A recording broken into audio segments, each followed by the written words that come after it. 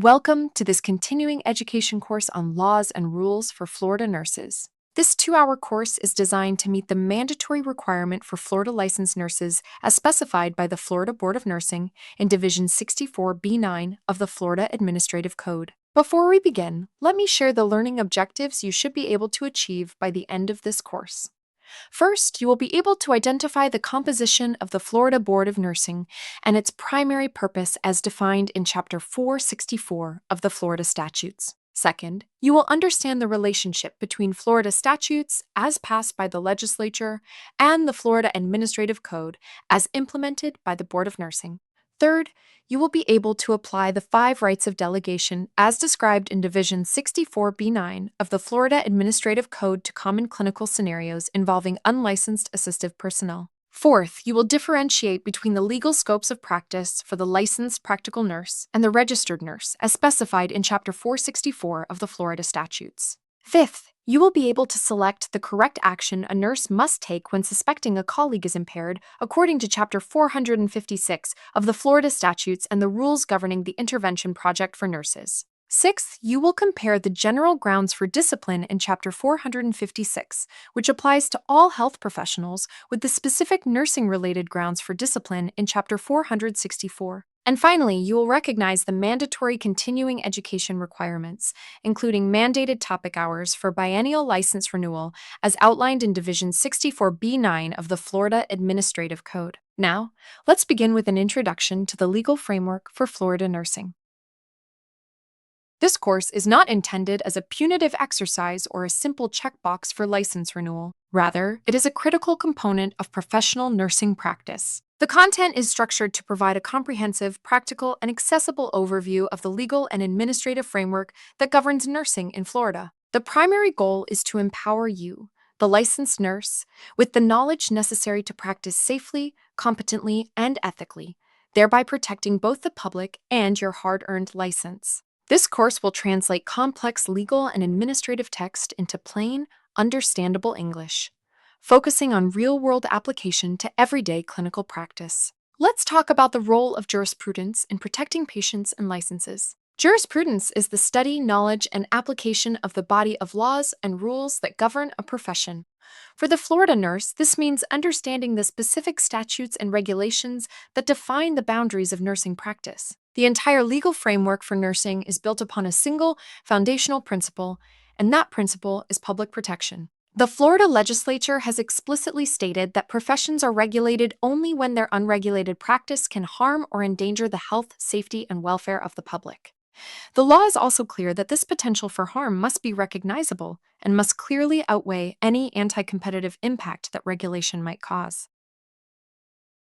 This is a critical distinction for the practicing nurse. The Nurse Practice Act and the Board of Nursing do not exist to protect nurses, secure employment, or advocate for the profession's financial interests. Professional organizations, such as the Florida Nurses Association, serve those advocacy roles. The Board of Nursing's mission, as defined by law, is singular: to ensure that every nurse practicing in Florida is competent and safe, thereby protecting the public from harm. A nurse who fully internalizes this concept can fundamentally reframe their relationship with the law. Compliance is not about avoiding getting in trouble. It is about aligning one's practice with the required standard of public safety. This alignment is the single most effective method of license protection. Now let's discuss the structure of Florida's legal framework, which I like to describe as the what versus the how. The legal framework in Florida is a 2-part system. As a licensed nurse, you are legally responsible for knowing and adhering to both parts. Failure to understand this relationship is a common and critical compliance error. The first part involves the legislature creating the law through Florida statutes. The Florida statutes are the what? These are the broad laws passed by the Florida legislature, which consists of the elected senators and representatives in Tallahassee. These statutes represent the will of the people and establish the government's agencies and policies. For nurses, 2 chapters are paramount. Chapter 456 of the Florida Statutes is the umbrella statute governing all health professions under the Department of Health, from physicians and dentists to pharmacists and, of course, nurses. It sets the general rules for licensure, renewal, general disciplinary grounds, and impaired practitioner programs. Chapter 464 of the Florida Statutes is the Nurse Practice Act. This law specifically creates the Board of Nursing and defines the legal scopes of practice for LPNs, RNs, and APRNs. Statutes are often intentionally broad. For example, the Nurse Practice Act might state that the board shall adopt rules for delegation, or the board shall establish continuing education requirements. It grants the authority to the Board of Nursing but does not, itself, list the specific number of CE hours or the specific tasks that can be delegated. The second part of this framework involves the Board of Nursing creating the rules through the Florida Administrative Code. The Florida Administrative Code is the show. The Board of Nursing, using the power granted to it by the legislature in the statutes, writes detailed rules to implement, interpret, and execute the law. These rules are not suggestions or guidelines. They have the full force and effect of law. The collection of rules written by the Board of Nursing is found in Division 64B9 of the Florida Administrative Code. This is where a nurse finds the specific details. Does the law in Chapter 464 say the board must set CE requirements? The rules in Chapter 64B9-5 will list the exact 24-hour requirement and all mandated topics. Does the law in Chapter 464 say RNs can delegate? The rules in Chapter 64B9-14 will provide the explicit list of what can and cannot be delegated and the delegation process requirements. Does the law in Chapter 464 say nurses can be disciplined for unprofessional conduct? The rules in Chapter 64B9-8 will provide a detailed list of behaviors that constitute unprofessional conduct, such as patient abandonment or falsifying records. This two-part structure is the most common point of compliance failure. A nurse may believe they are compliant by only reading the Nurse Practice Act in Chapter 464. However, the law itself, in Section 464, 018, for example, makes it a violation of the statute to violate a rule of the board. Therefore, ignorance of a specific rule in Division 64B9 is not a defense. You are legally accountable for knowing both the what, which is the statutes, and the how, which is the administrative rules.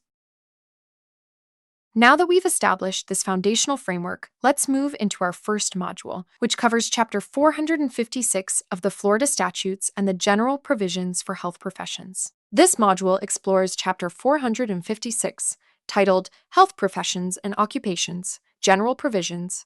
This statute is the broad umbrella that covers all licensed health professionals in Florida. The rules and requirements discussed in this module apply equally to nurses, physicians, respiratory therapists, and dentists. These are the general rules of the road for holding a health license in the state. Chapter 464, the Nurse Practice Act, will add more specific rules for nurses, but it does not replace these general ones. To navigate the legal system effectively, you must understand the difference between the Department of Health and the Board of Nursing. The Department of Health is the state government agency responsible for the administrative functions of all health professions. It is the operations branch. The Department of Health, through its Division of Medical Quality Assurance, is responsible for issuing and renewing licenses, collecting licensure fees, managing the central licensure database known as the MQA Search Portal, managing the biennial renewal system, employing investigators to investigate complaints, and employing attorneys to prosecute disciplinary cases. The Board of Nursing, on the other hand, is the professional body within the Department of Health created by the Legislature in Chapter 464. The board is responsible for the practice and professional functions of nursing. It is the decision-making branch. The Board of Nursing is responsible for writing the rules in Division 64B9 that defines safe practice, setting standards for nursing education programs, and making the final decisions on disciplinary cases such as whether to suspend or revoke a license. Here's a practical way to think about this. When you renew your license online, you are interacting with the Department of Health's system. When you are investigated for a practice complaint, the final judgment on that case is rendered by the Board of Nursing. Let's discuss general licensure, renewal, and status as established in Chapter 456. Biennial renewal means the Department of Health is authorized to establish a procedure for the renewal of licenses every 2 years. For nurses, this renewal cycle is grouped by cohort, with deadlines falling on April 30th, July 31st, or January 31st, depending on the cohort. Active status means a license in good standing. The nurse has paid the fee and attested to completing all required continuing education. Inactive status, as defined in Section 456.036, means a licensee may choose to place their license on inactive status. This requires a fee.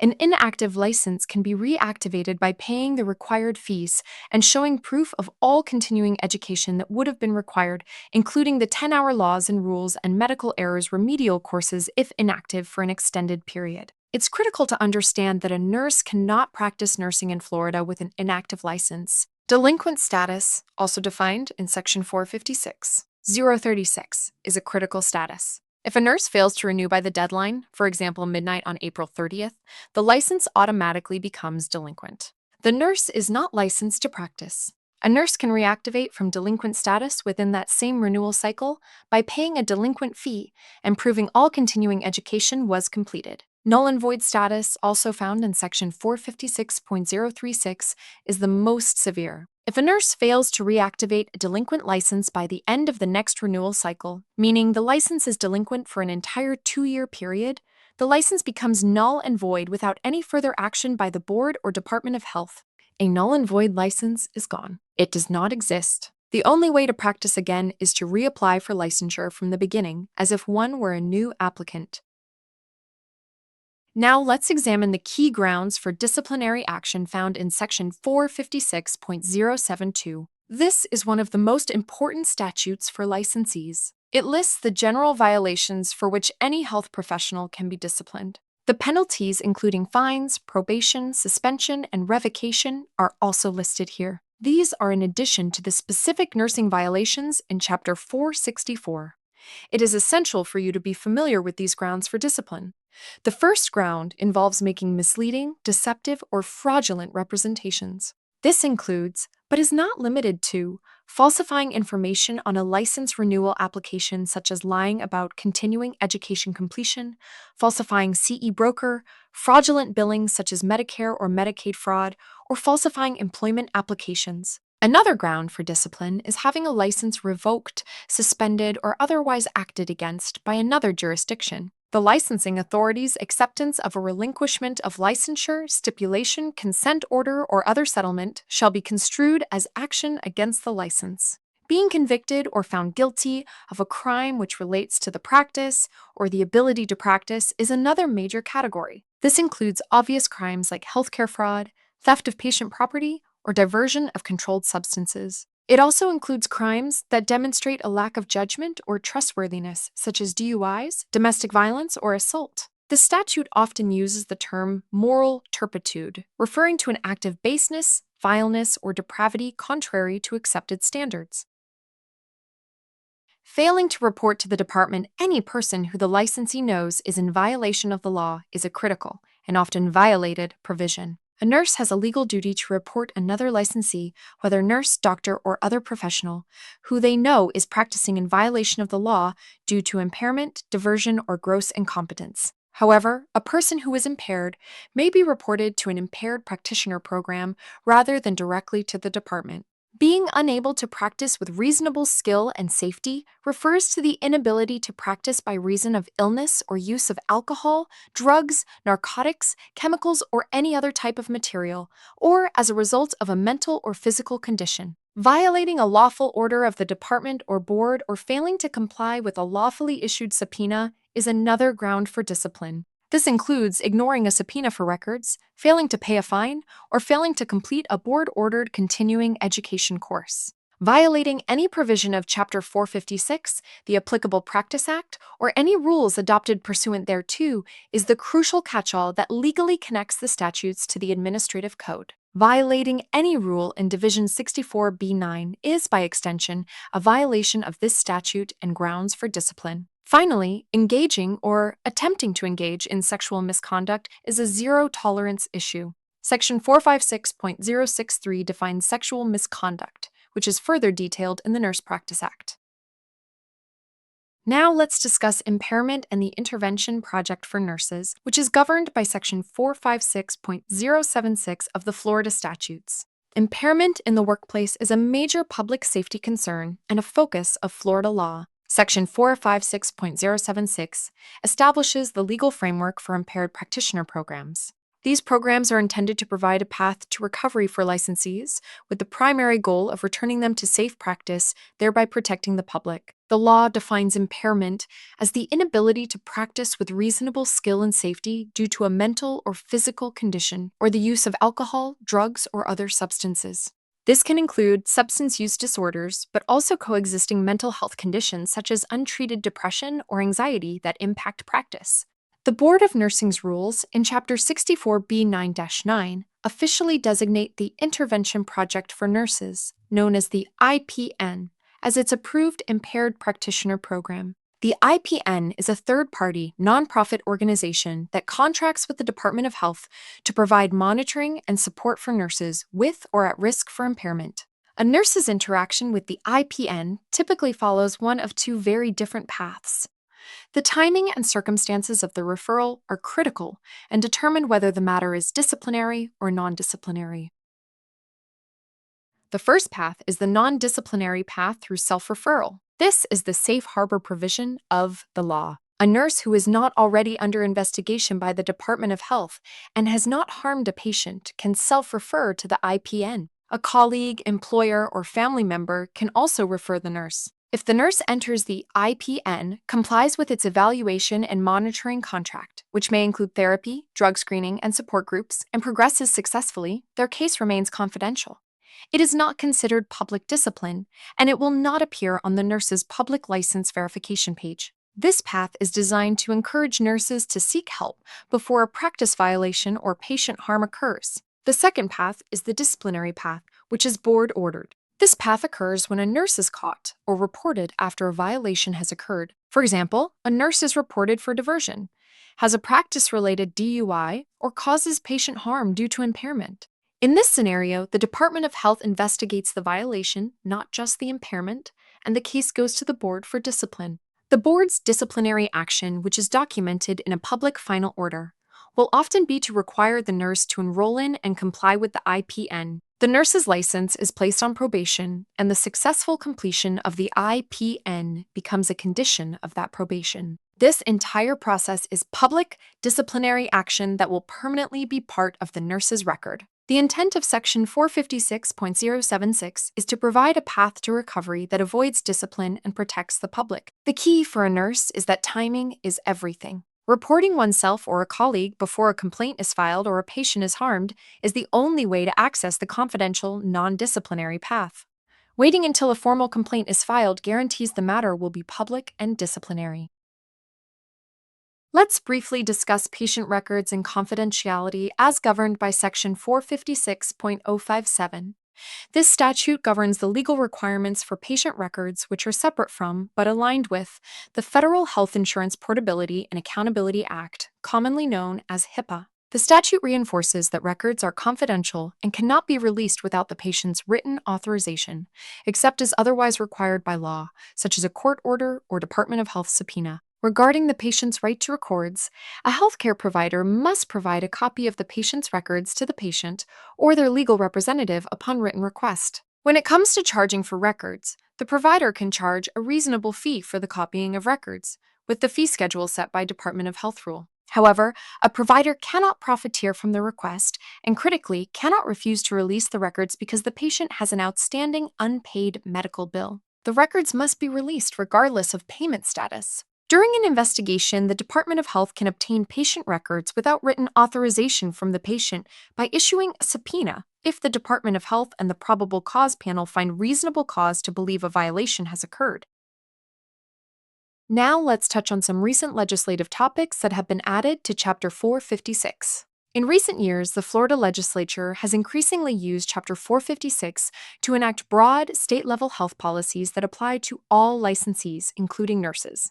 This signals that nurses must monitor changes in both Chapter 456 and Chapter 464. Regarding telehealth, as found in Section 456.47, this statute defines telehealth and sets the standards for its practice. The most critical provision for licensure is that a healthcare professional providing services via telehealth to a patient located in Florida must be licensed in Florida or hold a valid multi-state license. A nurse in another state cannot provide telephonic triage or telehealth services to a person physically in Florida without a Florida license. Section 456(51) addresses consent for pelvic examinations. This law explicitly requires written, informed consent before a pelvic examination can be performed on a sedated or anesthetized patient.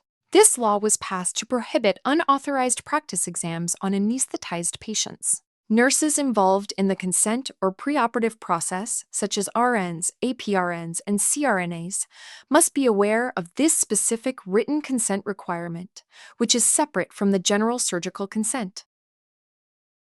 Section 456.52 addresses sex reassignment prescriptions and procedures. This statute creates specific prohibitions and informed consent requirements related to gender-affirming care. It prohibits certain surgical procedures and hormone prescriptions for minors and establishes new, specific informed consent forms and standards for all patients receiving such care. Nurses working in specialties that provide this care, such as endocrinology, primary care, and surgical services, must be intimately familiar with these specific legal constraints and documentation requirements. Finally, Section 456.61 addresses practitioner free speech. This recent law prohibits boards from taking disciplinary action against a licensee for speech, including speech on a social media platform, unless that speech constituted a direct violation like a HIPAA breach or posed an imminent threat of harm. The inclusion of these very specific and often socially charged topics in Chapter 456 demonstrates a trend of the legislature using this general provision statute as a primary tool for health policy, bypassing individual professional boards. Now that we've covered the general provisions that apply to all health professionals, let's move into our second module, which focuses specifically on Chapter 464, the Nurse Practice Act. The statute begins by stating its purpose in Section 464.002. This is the North Star for all nursing practice in Florida. The stated purpose of the Nurse Practice Act is to ensure that every nurse practicing in this state meets the minimum requirements for safe practice. As I discussed in the introduction, the Nurse Practice Act's sole purpose is public safety. It is not designed to protect the nursing profession, secure employment, or regulate hospital staffing ratios. Every rule the Board of Nursing writes and every disciplinary action it takes must be legally traceable back to this core mission of protecting the health, safety, and welfare of the public. When your practice is ever in question, the legal standard is not, was it convenient? Or was it what the doctor ordered? The legal question is, was this the safest possible decision for the patient? And did it meet the minimum standards of practice? Unquote. Let's discuss the Florida Board of Nursing, including its powers and duties as defined in Sections 464.004 and 464.006. Regarding the composition of the board as specified in Section 464.004, the membership is defined by law to ensure a mix of professional and public representation. The board consists of 13 members who are appointed by the governor and must be confirmed by the Senate. Of these 13 members, 7 must be registered nurses who are residents of Florida and have been engaged in nursing for at least 4 years. This group must include at least 1 advanced practice registered nurse, 1 nurse educator from a board-approved program, and 1 nurse executive. Additionally, 3 members must be licensed practical nurses who are residents of Florida. Finally, 3 members must be consumer members. These are lay people who are not and have never been nurses or connected to the nursing profession. The inclusion of these 3 consumer members is a deliberate and essential part of the legal structure. While some nurses may question what a layperson knows about nursing, these members fulfill the board's primary mission of public protection. They are the voice of the public, ensuring the board's actions are transparent and that its focus remains on public safety, not just on the interests of the profession. Regarding the powers and duties of the board as specified in Section 464.006, the Nurse Practice Act gives the board its marching orders. The board's primary powers and duties include rulemaking, which is the power to adopt rules in Division 64B9 to implement and interpret the Nurse Practice Act. This is its most significant power. The board also handles licensure, meaning the power to issue, renew, reactivate, and reinstate licenses. Education is another key responsibility, involving the setting of minimum standards for all nursing education programs in Florida, including LPN, RN, and APRN programs, and approving or placing on probation any program that fails to meet those standards. Finally, discipline involves the power to investigate complaints, hear cases, and impose penalties on nurses who violate the Nurse Practice Act or the board's rules. Now we come to the most critical section of the Nurse Practice Act, defining the legal scope of practice found in Section 464.003. This section provides the legal definitions of nursing and establishes the boundaries of practice. A nurse practicing outside their defined scope is committing a violation of the law, even if they are competent to perform the act. Let's start with the practice of practical nursing, the LPN scope, as defined in Section 464.003, subsection 18. The law defines the practice of practical nursing as the performance of selected acts, including the administration of treatments and medications in the care of the ill, injured, or infirm, under the direction of a registered nurse, an advanced practice registered nurse, or a licensed physician. The key legal phrase here is under the direction of. The LPN scope of practice is a dependent scope. An LPN always works under the supervision or direction of a higher-level provider. The LPN's role is to perform selected, standardized acts, collect data, and contribute to the nursing care plan. The LPN does not perform the initial comprehensive assessment, form the nursing diagnosis, or independently develop the plan of care. Now let's examine the practice of professional nursing, the RN scope, as defined in Section 464.003, subsection 19. The law defines the practice of professional nursing as the performance of those acts requiring substantial specialized knowledge, judgment, and nursing skill based upon applied principles of psychological, biological, physical, and social sciences. This scope is independent and carries a much higher level of legal responsibility. The statute explicitly includes the observation, assessment, and nursing diagnosis of human responses, the planning, intervention, and evaluation of nursing care, the administration of medications and treatments as prescribed, teaching, counseling, and health promotion, and the supervision and delegation of nursing tasks to LPNs and unlicensed assistive personnel.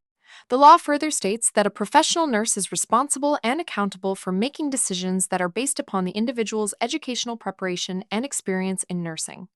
Let me clearly compare the LPN and RN legal scopes of practice across several key functions. In terms of legal scope, the LPN operates within a dependent scope, practicing under the direction of an RN, APRN, or physician. The RN operates within an independent scope, where practice requires substantial specialized knowledge, judgment, and skill. Regarding the nursing process, the LPN contributes to all phases. They can collect data, implement the plan, and report observations. The RN is responsible for all phases. The RN performs the comprehensive assessment, forms the nursing diagnosis, and develops and evaluates the plan of care. When it comes to judgment, the LPN performs selected acts and standardized tasks on stable patients. The RN makes complex judgments and manages unstable patients and unpredictable outcomes.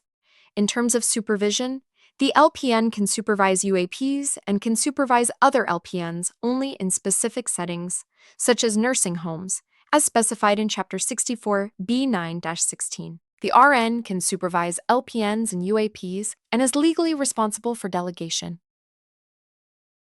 Now let's discuss Advanced Practice Registered Nurses, or APRNs, as defined in Section 464.012. An Advanced Practice Registered Nurse is an RN who has obtained advanced education, at least a master's degree, and national certification in a specialty.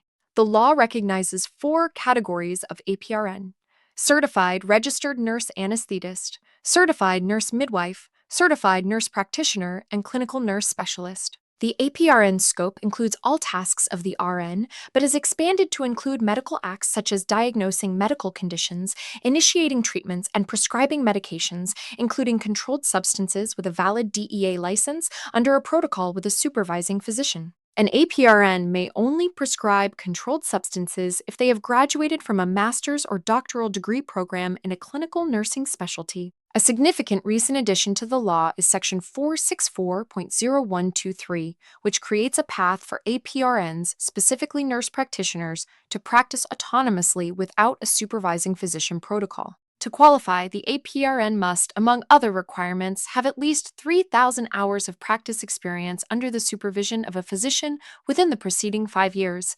complete specific graduate-level coursework, and be financially insured. This statute creates a separate registration for autonomous practice.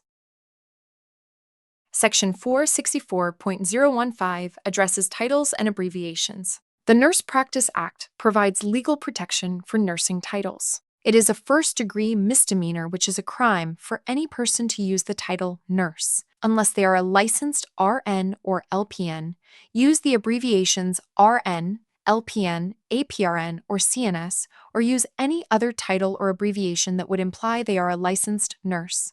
This law also applies to certified nursing assistants who are covered in Part 2 of Chapter 464. A person cannot use the title CNA unless they are on the state registry. This statute has serious implications. A nurse who forgets to renew and lets their license become delinquent is not a licensed nurse. If they continue to work and use the title RN, they are not only violating the Nurse Practice Act, which subjects them to Board of Nursing discipline, but are also committing a crime. Similarly, a graduate nurse is not a nurse and cannot use that title or work as a nurse until they have passed the NCLEX and a license number has been issued. Section 464.0156 addresses the delegation of tasks. This statute provides the legal authority for RNs and LPNs in certain situations to delegate selected nursing tasks to unlicensed assistive personnel. This is a critical part of the modern care team, but the law places a heavy burden of responsibility on the delegating nurse. The statute specifies that when a nurse delegates a task, the nurse retains the responsibility and accountability for the delegated task. This statute is another example of the what versus how framework. Section 464.0156 grants the authority to delegate. It then empowers the Board of Nursing to write the specific rules governing what can be delegated and how it must be done. Those specific rules are found in Division 64B9, Chapter 14, and we will discuss them in detail shortly. Section 464.018 lists the specific grounds for nursing disciplinary action. These violations are specific to nursing practice, for which the Board of Nursing can impose discipline. These are in addition to the general violations in Section 456.072. A nurse can be disciplined for violations from either list. Key grounds for nursing-specific discipline include having a license to practice nursing revoked, suspended, or otherwise acted against by the licensing authority of another state. The Florida Board of Nursing will honor and act upon the disciplinary findings of other states. Another ground is being unable to practice nursing with reasonable skill and safety, which is the impairment clause. Knowingly violating any provision of Chapter 464, a rule of the board, or a lawful order of the board is another ground. This is the direct legal link to the rules in Division 64B9. If a nurse violates any rule in that division, they have, by definition, also violated this statute. Making or filing a false report or record, which the nurse knows to be false, is grounds for discipline. This includes willfully impeding or obstructing the filing of a required report. Engaging in unprofessional conduct is another ground. The statute does not define this term. Instead, it gives the board the power to define it in a rule. The board did this in Rule 64B9-8.005, which provides a long list of actions considered unprofessional. Failing to report to the department any person who the nurse knows is in violation of the Nurse Practice Act or board rules is grounds for discipline. This is the nurse's duty to report an impaired or incompetent colleague. Finally, failing to meet the minimal standards of practice is grounds for discipline. Like unprofessional conduct, this term is defined by the board in Rule 64-B9-8.004. This allows the board to discipline a nurse for incompetence or negligence, even if a specific separate rule was not violated. Section 464.017 addresses sexual misconduct. The Legislature takes the issue of sexual misconduct in the nurse-patient relationship so seriously that it is explicitly banned in both the General Statute in Chapter 456 and the Nurse Practice Act in Chapter 464. This statute legally defines the nurse-patient relationship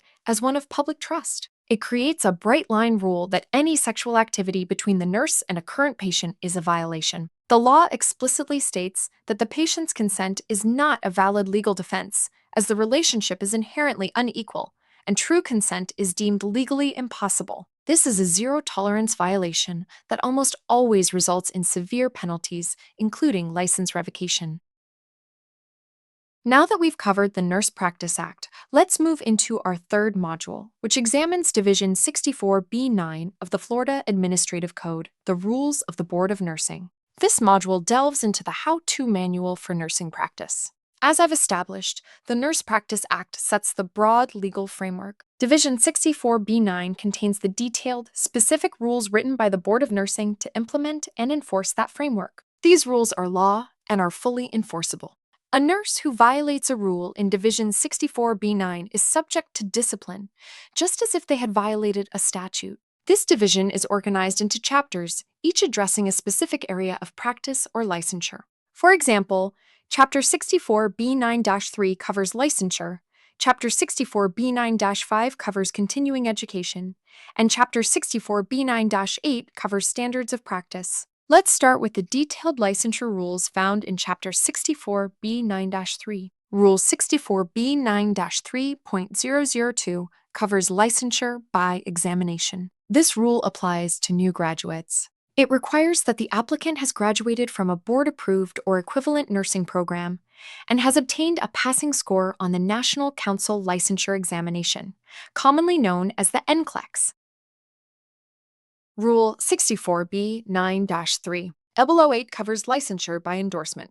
This rule applies to nurses who already hold an active license in another state or U.S. territory and are moving to Florida. The applicant must submit an application and fees and provide verification of licensure from their original state. The applicant must show evidence of having actively practiced nursing for 2 of the preceding 3 years without having their license acted against. Additionally, the rule requires that applicants for endorsement must complete a board-approved 2-hour course on Florida laws and rules, which is the course you are taking now, within 6 months of the date of licensure. This ensures that nurses new to Florida are quickly brought up to speed on the state's specific legal requirements. Now, let's examine the continuing education requirements found in Chapter 64B9-5.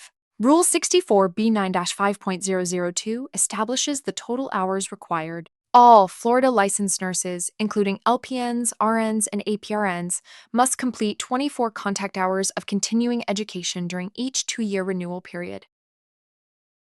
The board specifies that certain topics must be included within those 24 hours. These mandated courses include 2 hours on prevention of medical errors required every renewal, 2 hours on Florida laws and rules, which is this course, required every renewal, 2 hours on human trafficking, required every renewal, 2 hours on impairment in the workplace, required every 4 years, 2 hours on domestic violence, required every 6 years, and a one-time 1-hour course on HIV and AIDS, required prior to the first renewal. The Department of Health and Board of Nursing use CE Broker as the official electronic tracking system. All approved continuing education providers are required to report course completions to CE Broker. You, as the licensed nurse, are responsible for ensuring your completed continuing education is accurately reflected in your CE Broker account before attesting to completion on your renewal application. Falsely attesting to CE completion is a violation of Section 456.072, subsection 1A, which is fraud,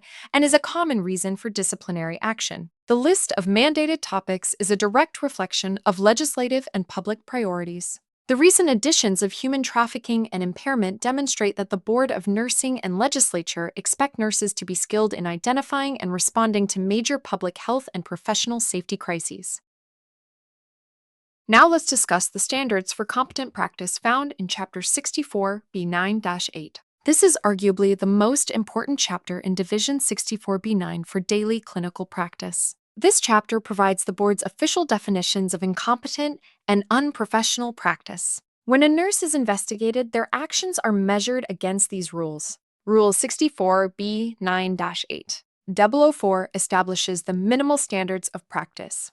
This rule defines the minimum acceptable level of nursing practice. It states that a nurse must perform nursing acts with the level of skill which is recognized as acceptable. Failing to meet this baseline standard, for example by not assessing a patient, failing to follow up on a critical lab value, or not implementing safety protocols, is grounds for discipline. Rule 64B9-8.005 defines unprofessional conduct. This rule provides a long, specific list of behaviors that the board defines as unprofessional conduct and therefore as violations of the law. Every nurse should read this rule in its entirety. Key examples include inaccurate recording, such as falsifying a chart, pre-charting, or documenting an intervention that was not performed. Misappropriating drugs, supplies, or patient property is unprofessional conduct. Violating the confidentiality of patient information is unprofessional conduct. Discriminating against a patient on the basis of age, race, religion, sex, or other protected characteristics is unprofessional conduct. Engaging in fraud, deceit, or misrepresentation is unprofessional conduct. Improper delegation of tasks or improper supervision of LPNs and UAPs is unprofessional conduct. Patient abandonment is a common violation. It is defined as leaving a nursing assignment without advising licensed nursing personnel. This includes walking off the unit without handing off care to another licensed nurse, even if the shift is over. Finally, practicing beyond the nurse's legal scope of practice is unprofessional conduct. Now let's examine the detailed rules on delegation found in Chapter 64, B9-14. This chapter provides the specific, legally binding rules for the delegation authority granted in Section 464.0156. This is a primary area of legal risk for experienced RNs. A significant point of legal jeopardy for many experienced registered nurses involves the delegation of tasks in high-pressure clinical environments. The demands for efficiency or throughput in a busy unit may create pressure to delegate tasks that fall into a perceived gray area. The Florida Administrative Code, however, provides no such gray area. The rules in Chapter 64B9-14 are explicit and legally binding. Being busy or needing to be efficient is not a recognized legal defense for improper delegation. The registered nurse's license, not the UAP's, is the one placed at risk, as the RN retains all accountability for the delegated act and the patient's outcome. Rule 64-B9-14-4002 establishes the delegation process requirements. In the delegation process, the delegator must use nursing judgment to consider the suitability of the task or activity to be delegated. The delegation process includes communication to the delegatee, which identifies the task, the expected outcome, the limits of authority, the time frame, and the nature of the supervision required. This framework aligns with the professional concept of the 5 rights of delegation. The first right is the right task. Is this task legally delegable under this rule? The second right is the right circumstance. Is the patient stable? Is the setting appropriate? Do you have the right equipment? The third right is the right person. Is this specific UAP competent, meaning trained and checked off to perform this task? The fourth right is the right direction and communication. Did the nurse give clear, concise, and specific instructions? Did they ask for readback or confirmation? The fifth right is the right supervision and evaluation. Did the nurse follow up to ensure the task was completed correctly? Did the nurse evaluate the patient's response to the delegated task? Rule 64B9-14.03 specifies tasks that are prohibited from delegation. The rule is explicit. A nurse may not delegate any task that requires nursing judgment, assessment, or evaluation. A nurse may not delegate the assessment or evaluation steps of the nursing process. A nurse may not delegate the determination of the nursing diagnosis or interpretations of nursing assessments. A nurse may not delegate the administration of most medications. And a nurse may not delegate most sterile procedures, as these are generally delegated to LPNs, not UAPs. What this means in practice is that an RN who asks a UAP to go check on the patient in 204 and see if they're stable has just violated the law. The UAP can be directed to collect data, for example, by saying, "Take the vital signs on the patient in 204 and report them to me," but the UAP cannot perform the assessment or evaluation which would be determining if the patient is stable. Chapter 64B9-12 addresses a special case, LPN IV therapy. This chapter outlines a special, restricted scope for LPNs related to intravenous therapy. An LPN may not perform any IV therapy beyond simple observation of a pre-existing site unless they have successfully completed a specific post-licensure course of at least 30 hours. Even with this 30-hour course, the LPN is still prohibited from initiating blood products, plasma, or TPN. The LPN is prohibited from administering chemotherapy. The LPN is prohibited from administering any IV push or bolus medications, with very few exceptions such as pre-filled saline flushes.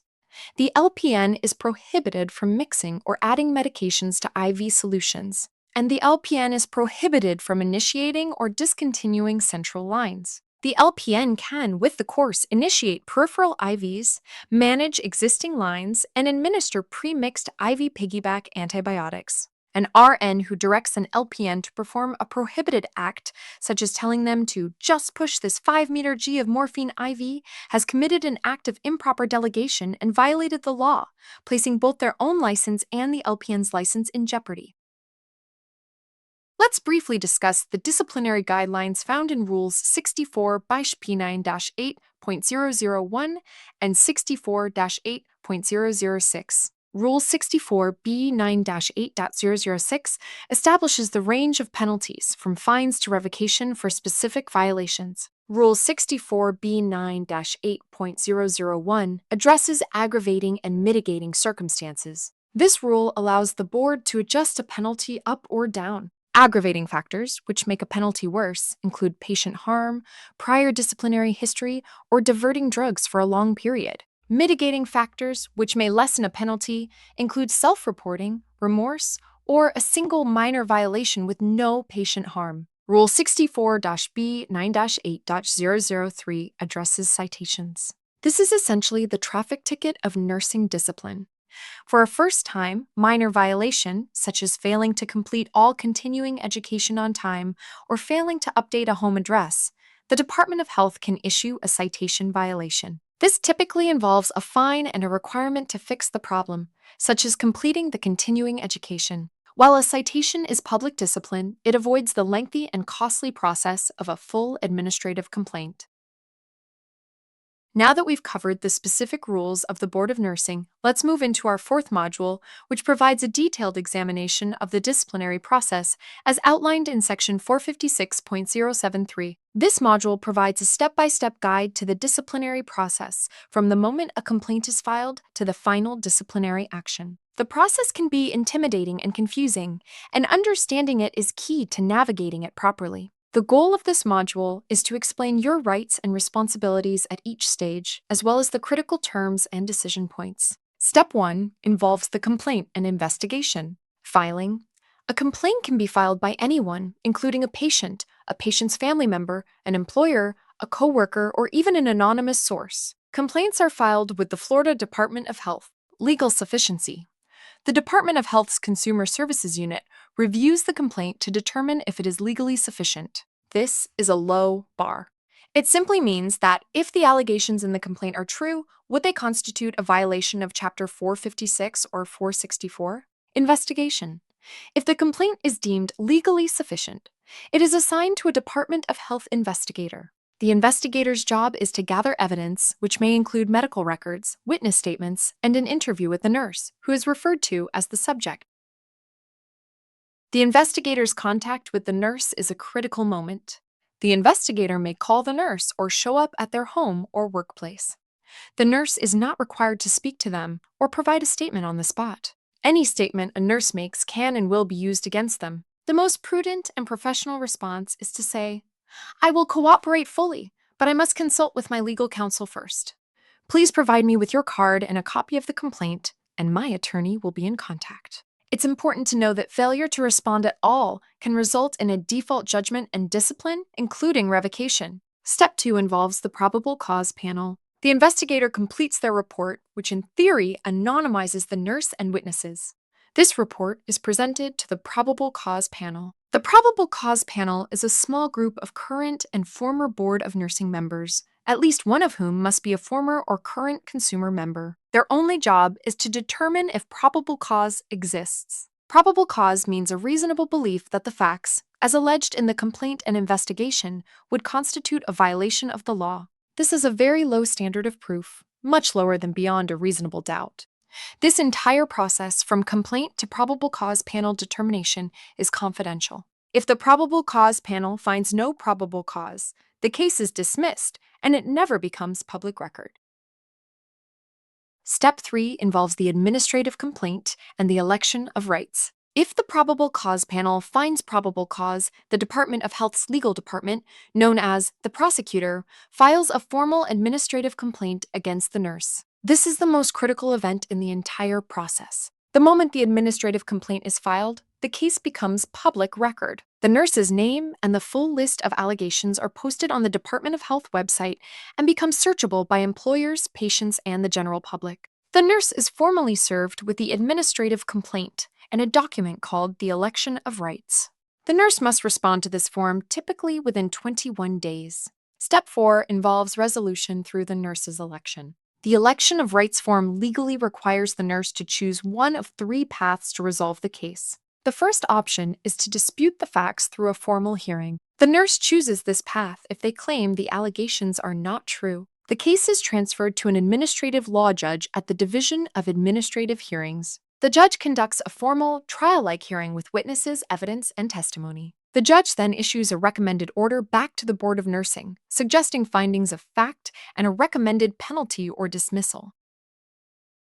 The second option is to dispute the penalty through an informal hearing. The nurse chooses this path if they agree with the facts as stated in the administrative complaint but wish to argue for a lesser penalty. The nurse goes before the full Board of Nursing, excluding the probable cause panel members, to plead their case and present mitigating circumstances. The third option is to settle the case through a stipulation. This is the most common path. The nurse or their attorney negotiates a settlement with the Department of Health prosecutor. This settlement is called a stipulation. A stipulation is a binding legal agreement. The nurse agrees to not contest certain facts, and in return, the Department of Health agrees to a specific, predetermined penalty, such as a $1,000 fine, 1 year of probation, and a 12-hour continuing education course on medical errors. The nurse also waives their right to any further hearings. This stipulation must be presented to the full Board of Nursing for approval. The board almost always approves a stipulation that has been agreed to by its prosecutor.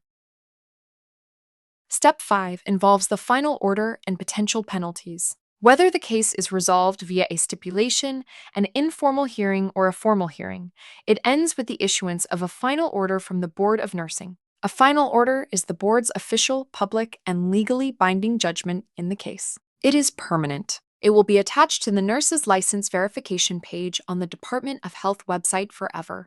The range of penalties available to the board, as specified in Section 464.018, includes a reprimand or letter of concern, which is the least severe public discipline. The board can impose fines and payment of the costs of the investigation. The board can order probation, meaning the nurse can practice but only under the supervision of another nurse with required reports. The board can order suspension, meaning the nurse's license is made inactive for a set period, such as 6 months or 1 year, during which the nurse cannot practice. And the board can order revocation, meaning the license is permanently taken away. This process highlights why prevention, compliance, and, in cases of impairment, early self-reporting are so critical. Once an administrative complaint is filed, the matter becomes a permanent, public part of the nurse's professional history. Now we come to our 5th module, which focuses on applying everything we've learned through comprehensive case studies. These 6 case studies are designed to bridge the gap between legal theory and clinical practice for Florida licensed nurses. Each scenario presents a realistic clinical situation that requires the nurse to apply knowledge of Florida statutes, specifically Chapters 456 and 464, as well as the administrative rules found in Division 64B9 of the Florida Administrative Code. The cases progress through increasingly complex situations, covering delegation errors, impairment recognition and reporting, documentation integrity, patient abandonment, the disciplinary process, and professional boundaries. Remember that the entire legal framework for nursing in Florida is built upon that single, foundational principle of public protection. As stated in Section 464.002, the purpose is to ensure that every nurse practicing in this state meets the minimum requirements for safe practice. Every analysis in these case studies returns to this fundamental principle. Let's begin with our first case study, which I call the critical delegation failure. The setting is Sunrise Medical Center, a 450-bed acute care hospital in Jacksonville, Florida. The Progressive Care Unit is a 32-bed step-down unit that accepts patients from the ICU who are hemodynamically improving but still require cardiac monitoring and close observation. The date is Tuesday, March 15th during the day shift from 7 a.m. to 7 p.m. The unit is experiencing significant staffing challenges due to a flu outbreak among nursing staff. The personnel involved include Sarah Mitchell, RN, BSN, who has 8 years of nursing experience and 4 years on the progressive care unit. Sarah is the senior nurse on duty and has been informally designated as the resource nurse for the shift due to her experience. Also involved is David Chen, an LPN with 2 years of LPN experience who recently transferred from a long-term care facility to acute care.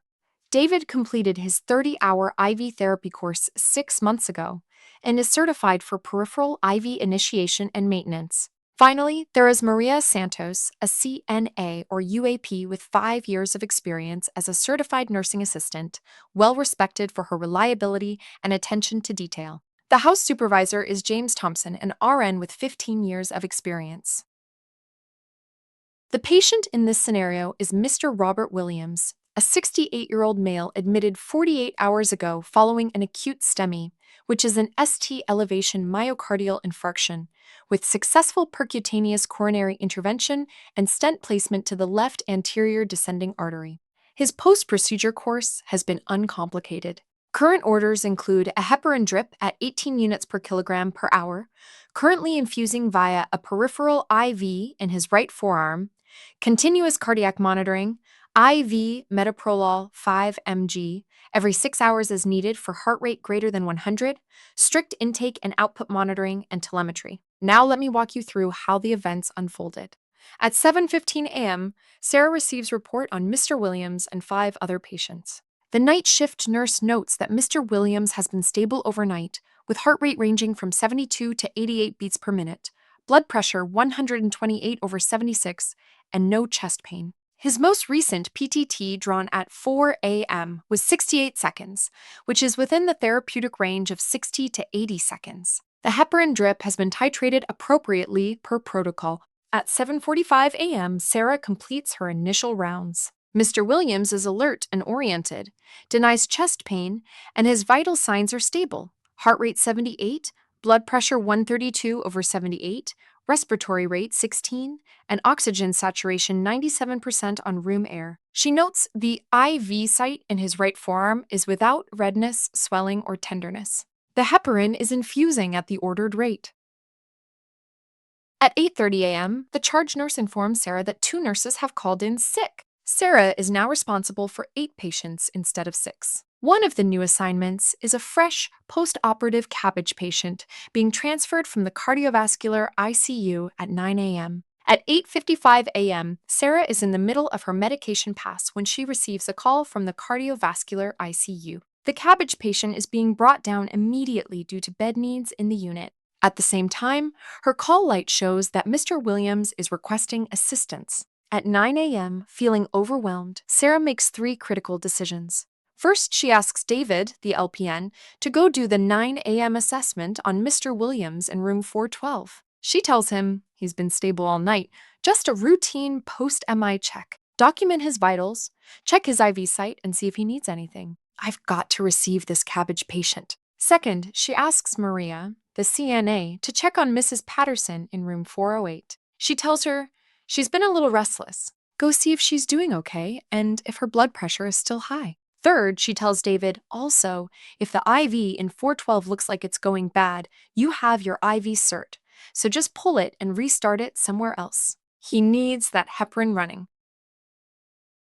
At 9:20 a.m., David enters Mr. Williams's room.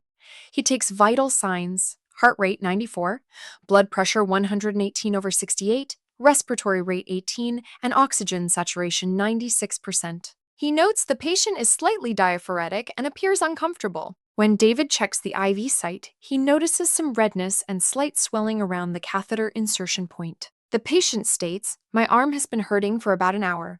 David, remembering Sarah's instructions, decides to discontinue the IV and restart it in the left hand. He successfully places a new 20-gauge peripheral IV and restarts the heparin infusion. At 9:35 a.m., Maria enters Mrs. Patterson's room. She takes the patient's blood pressure, which is 188/102, and notes the patient is confused and complaining of a headache. Maria returns to the nurse's station and tells David her blood pressure is pretty high. She seems a little out of it, but I think she's okay. I'll let Sarah know when she's done with the new patient. At 9:45 a.m., Sarah finishes receiving the cabbage patient and reviews David's documentation on Mr. Williams. She notes the vital sign changes and the IV restart, but does not immediately reassess the patient herself. At 10:15 a.m., Mr. Williams' cardiac monitor alarms. He is now in rapid atrial fibrillation with a heart rate of 156. His blood pressure has dropped to 88/54. Sarah rushes to the room and finds the patient pale, diaphoretic, and complaining of crushing chest pain.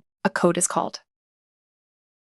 The outcome of this scenario is that Mr. Williams is transferred to the ICU after stabilization. He is subsequently diagnosed with extension of his original infarction and requires emergency recatheterization. Mrs. Patterson, whose elevated blood pressure and confusion were signs of hypertensive encephalopathy, experiences a transient ischemic attack before her condition is recognized and treated. Both families file formal complaints with the Hospital Risk Management Department, which forwards them to the Florida Department of Health. Let me now provide a comprehensive legal analysis of this scenario. This scenario involves multiple overlapping violations of Florida nursing law. I will systematically examine each violation, its statutory or regulatory basis, and the potential consequences. The first violation involves improper delegation of assessment to the LPN. Sarah's instruction to David to do the 9 a.m. assessment on Mr. Williams constitutes a fundamental violation of the Nurse Practice Act and the Board of Nursing's administrative rules. Section 464.003, subsection 18, defines the practice of practical nursing as the performance of selected acts under the direction of a registered nurse, an advanced practice registered nurse, or a licensed physician. The statute explicitly establishes the LPN scope as a dependent scope. In contrast, Section 464.003, subsection 19, defines the practice of professional nursing as requiring substantial specialized knowledge, judgment, and nursing skill. The RN scope explicitly includes the observation, assessment, and nursing diagnosis of human responses. The administrative rules provide even more specificity. Rule 64B9-14-03 explicitly prohibits the delegation of any task that requires nursing judgment, assessment, or evaluation, as well as the assessment or evaluation steps of the nursing process. This rule establishes a bright-line prohibition. The initial, comprehensive assessment of any patient, particularly a patient with an acute cardiac condition, is a core RN function that cannot be delegated to an LPN under any circumstances. Here's why this matters. Mr. Williams was not a stable patient. He was 48 hours post-STEMI on a continuous heparin drip. The changes David observed, including increased heart rate from 78 to 94, decreased blood pressure, diaphoresis, patient discomfort, and IV site changes, were early warning signs of a potentially serious complication. An RN, with training in assessment and critical thinking, would be expected to recognize these subtle changes as a pattern requiring immediate intervention and physician notification, not simply documentation. The LPN, working within a dependent scope, collected data but lacked the legal authority and, arguably, the specialized training to interpret that data as a clinical emergency. The second violation involves improper delegation of evaluation to the UAP. Sarah's instruction to Maria to check if Mrs. Patterson is doing okay and if her blood pressure is still high constitutes an improper delegation of evaluation to an unlicensed assistive person.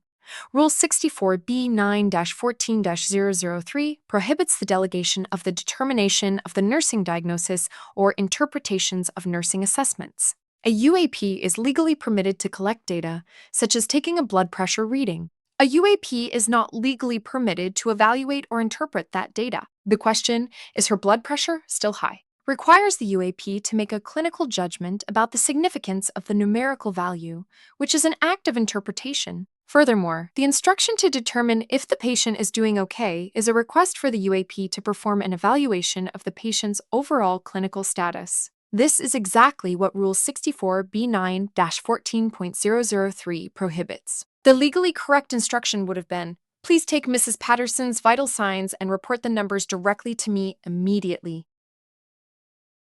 The third violation involves improper delegation of IV restart with high-risk medication. Sarah's instruction to David to discontinue and restart the heparin IV is a more nuanced violation that requires careful analysis of the LPN IV therapy rules. Rule 64B9-12 outlines the specific, restricted scope for LPNs related to intravenous therapy. An LPN who has completed the required 30-hour IV therapy course is permitted to initiate and maintain peripheral IV lines. However, the critical issue here is not the mechanical act of the IV restart, but the clinical context. Heparin is a high alert medication. The patient's presentation at 9:20 a.m., including tachycardia, hypotension, diaphoresis, and arm pain, were potential signs of a worsening cardiac event or, at minimum, required RN-level assessment before any nursing intervention. By delegating the decision about the IV to the LPN with the instruction, if it looks like it's going bad, just restart it, Sarah delegated the clinical judgment required to determine whether restarting the IV was the appropriate intervention at that moment. The patient's symptoms may have warranted an immediate call to the physician, not a routine IV restart. This constitutes a violation of Rule 64B9-14-002, which requires the delegation be based on nursing judgment and that the delegator consider the suitability of the task to the clinical circumstances. It also violates the right circumstance and right direction of the 5 rights of delegation framework embedded in the rule. The fourth violation involves failure to meet minimal standards of practice. Rule 64B9-8.004 requires a nurse to perform nursing acts with the level of skill which is recognized as acceptable. Sarah's failure to personally reassess Mr. Williams after receiving report of significant vital sign changes, including heart rate increase from 78 to 94, blood pressure drop, and diaphoresis, is a failure to meet this minimal standard. An experienced PCU nurse should recognize that these changes in a post-MI patient on anticoagulation demand immediate personal evaluation. This is further codified in Section 464.018, subsection 1L, which establishes failing to meet the minimal standards of practice as a specific ground for disciplinary action. The fifth violation involves unprofessional conduct. Rule 64B9-8.005, subsection -I, specifically identifies improper delegation of tasks and improper supervision of persons to whom tasks are delegated as forms of unprofessional conduct. Sarah's actions in this scenario meet both criteria. Her delegation was improper because she delegated assessment and evaluation, and her supervision was inadequate because she failed to personally follow up on concerning findings. Given that patient harm resulted from these violations, Sarah faces significant disciplinary exposure. Under Rule 64B9-8.006, the Board of Nursing's disciplinary guidelines, violations involving patient harm typically result in penalties at the higher end of the range. The potential consequences include a formal administrative complaint filed by the Florida Department of Health, public discipline documented in a final order, fines potentially ranging from $500 to $5,000 per violation, probation of her nursing license potentially lasting 1 to 3 years, mandatory continuing education courses on delegation, critical care nursing, and professional standards, and suspension is possible if the board determines the conduct was grossly negligent. The key takeaways from this case study are as follows. The initial comprehensive patient assessment is a non-delegable RN function under Florida law, as specified in Section 464.003, subsection 19, and Rule 64-B9-14.003. UAPs may collect data, such as take vital signs, but may never evaluate or interpret that data. The RN must always be the one to determine clinical significance. Delegation decisions must consider the 5 rights: right task, right circumstance, right person, right direction, and right supervision, as specified in Rule 64B9-14.002. Being busy or understaffed is not a legal defense for improper delegation. The RN retains accountability for all delegated tasks. When staffing creates an unsafe situation, the nurse must document the concern through official channels, such as unsafe staffing reports, while continuing to provide the best possible care. Now let's move to our second case study, which I call the impaired colleague and the path not taken. The setting is Ocean View Memorial Hospital, a 280-bed community hospital in Sarasota, Florida. The scenario takes place in the Surgical Services Department, specifically the post-anesthesia care unit and same-day surgery area. The events unfold over a period of approximately 4 months. The personnel involved include Jennifer Walsh, RN, BSN, CPAN, who has 12 years of PACU experience and is highly respected, consistently receiving excellent performance reviews. Jennifer is a single mother of 2 teenagers and is known for always picking up extra shifts. Also involved is Kevin Rodriguez, RN, who has 3 years of PACU experience. Kevin and Jennifer often work the same shifts and have developed a friendly professional relationship. The nurse manager is Amanda Foster, RN BSN, who has managed surgical services for 5 years. Dr. Michael Tran is an anesthesiologist who frequently works with the PACU team. During the first month, Kevin begins noticing subtle changes in Jennifer's behavior. She seems more tired than usual, often arriving to shift looking exhausted despite her claims of getting enough sleep. Her usual meticulous attention to detail seems to waver. She asks Kevin to double-check medication calculations, something she never did before. Kevin attributes these changes to stress because he knows Jennifer recently went through a difficult divorce and is struggling financially. One afternoon, Kevin notices Jennifer's hands trembling slightly as she draws up a dose of fentanyl for a post-operative patient. When Kevin asks if she's okay, Jennifer snaps, "I'm fine. Mind your own business." This is out of character for the normally warm and collegial Jennifer.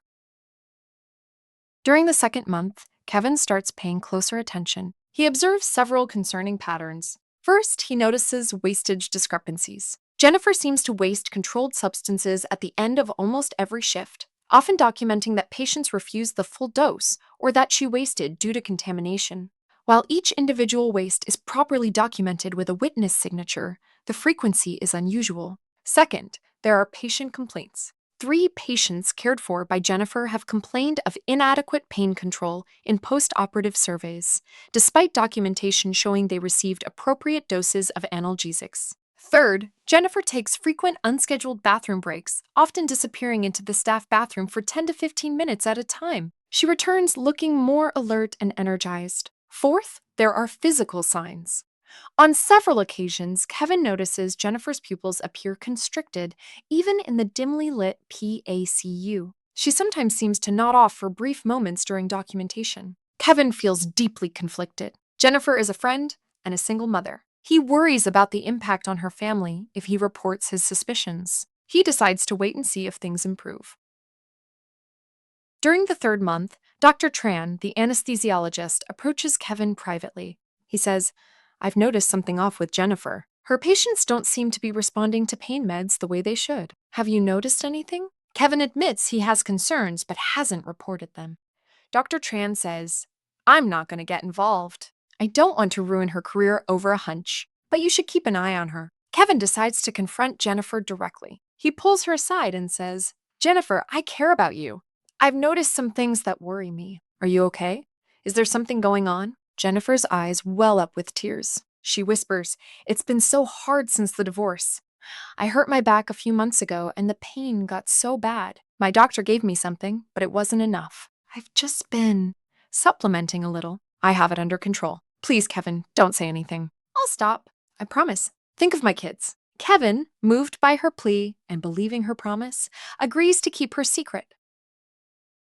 During the fourth month, Jennifer is assigned to care for a 72-year-old female patient recovering from a laparoscopic cholecystectomy. The patient, Mrs. Evelyn Grant, has a history of chronic pain and is on a baseline opioid regimen at home. Postoperatively, she requires significant analgesia.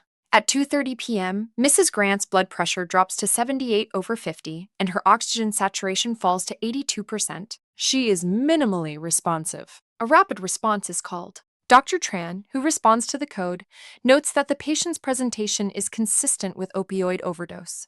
Despite documentation showing she received only 1 dose of Dilaudid 1 mg IV 2 hours prior, Narcan is administered, and the patient recovers without permanent harm. A subsequent investigation by the pharmacy and risk management reveals a pattern of discrepancies in Jennifer's controlled substance documentation over the past 4 months. A fitness for duty drug test is ordered. Jennifer tests positive for hydromorphone, which is Dilaudid. She is immediately suspended pending investigation and terminated the following week. The hospital files a mandatory report with the Florida Department of Health. Now let me provide a comprehensive legal analysis of this case study. This case involves two parallel legal analyses: the liability of Jennifer Walsh, the impaired nurse, and the liability of Kevin Rodriguez, the nurse who suspected impairment and failed to report it. Regarding Jennifer Walsh's violations, her conduct constitutes multiple, severe violations of Florida law. Section 456.072, subsection 1, sections 0, addresses inability to practice with reasonable skill and safety. Jennifer was practicing nursing while impaired by controlled substances, rendering her unable to practice with reasonable skill and safety. Section 4-.64.018, subsection 1-T, addresses inability to practice. This is the nursing-specific corollary confirming grounds for Board of Nursing Discipline. Section 456.072, subsection 1 Sci-Fi, addresses crimes related to practice. Drug diversion is a felony under Florida law. Even if not criminally prosecuted, the act of diverting controlled substances from patients is a crime that directly relates to the practice of nursing. Section 464.018, subsection 1-F, addresses falsifying records. Jennifer's documentation of wasting contaminated medications and recording administration to patients who did not receive the full dose constitutes making or filing false records. Rule 64B9-8.005, subsection -A, addresses unprofessional conduct through inaccurate recording, specifically falsifying patient medication records. Rule 64B9-8.005, subsection -P-W, addresses unprofessional conduct through misappropriation, specifically diverting controlled substances intended for patients. The likely outcome for Jennifer is as follows. Given the patient harm from Mrs. Grant's overdose event, the pattern of diversion, and the falsification of records, Jennifer faces potential license revocation. However, the disciplinary process outlined in Section 456.073 may offer alternatives. The board may suspend her license and order her to successfully complete the intervention project for nurses as a condition of any future license reinstatement. This would be a disciplinary path through the IPN, meaning it is public and part of her permanent record. Now let's analyze Kevin Rodriguez's violations. Kevin's failure to report his observations is itself a serious violation of Florida law, one that many nurses are unaware of. Section 456.072, subsection 1-, states that a licensee is subject to discipline for failing to report to the department any person who the licensee knows is in violation of the law.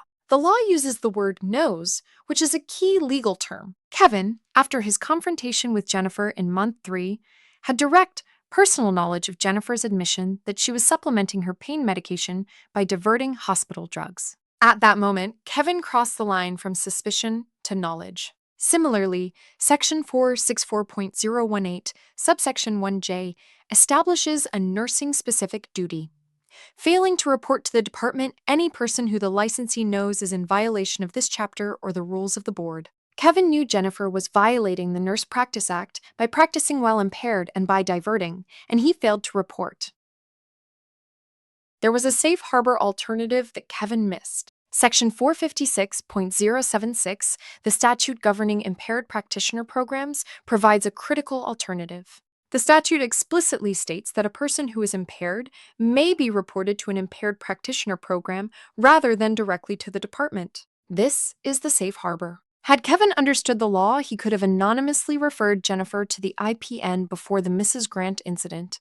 At that point, if Jennifer was not yet under investigation and had not harmed a patient, she could have entered the IPN on the non-disciplinary path. The referral and her recovery would have been confidential. By waiting, Kevin not only violated his duty to report, but also eliminated the possibility of the best outcome for his friend. The likely outcome for Kevin is that he will face an administrative complaint.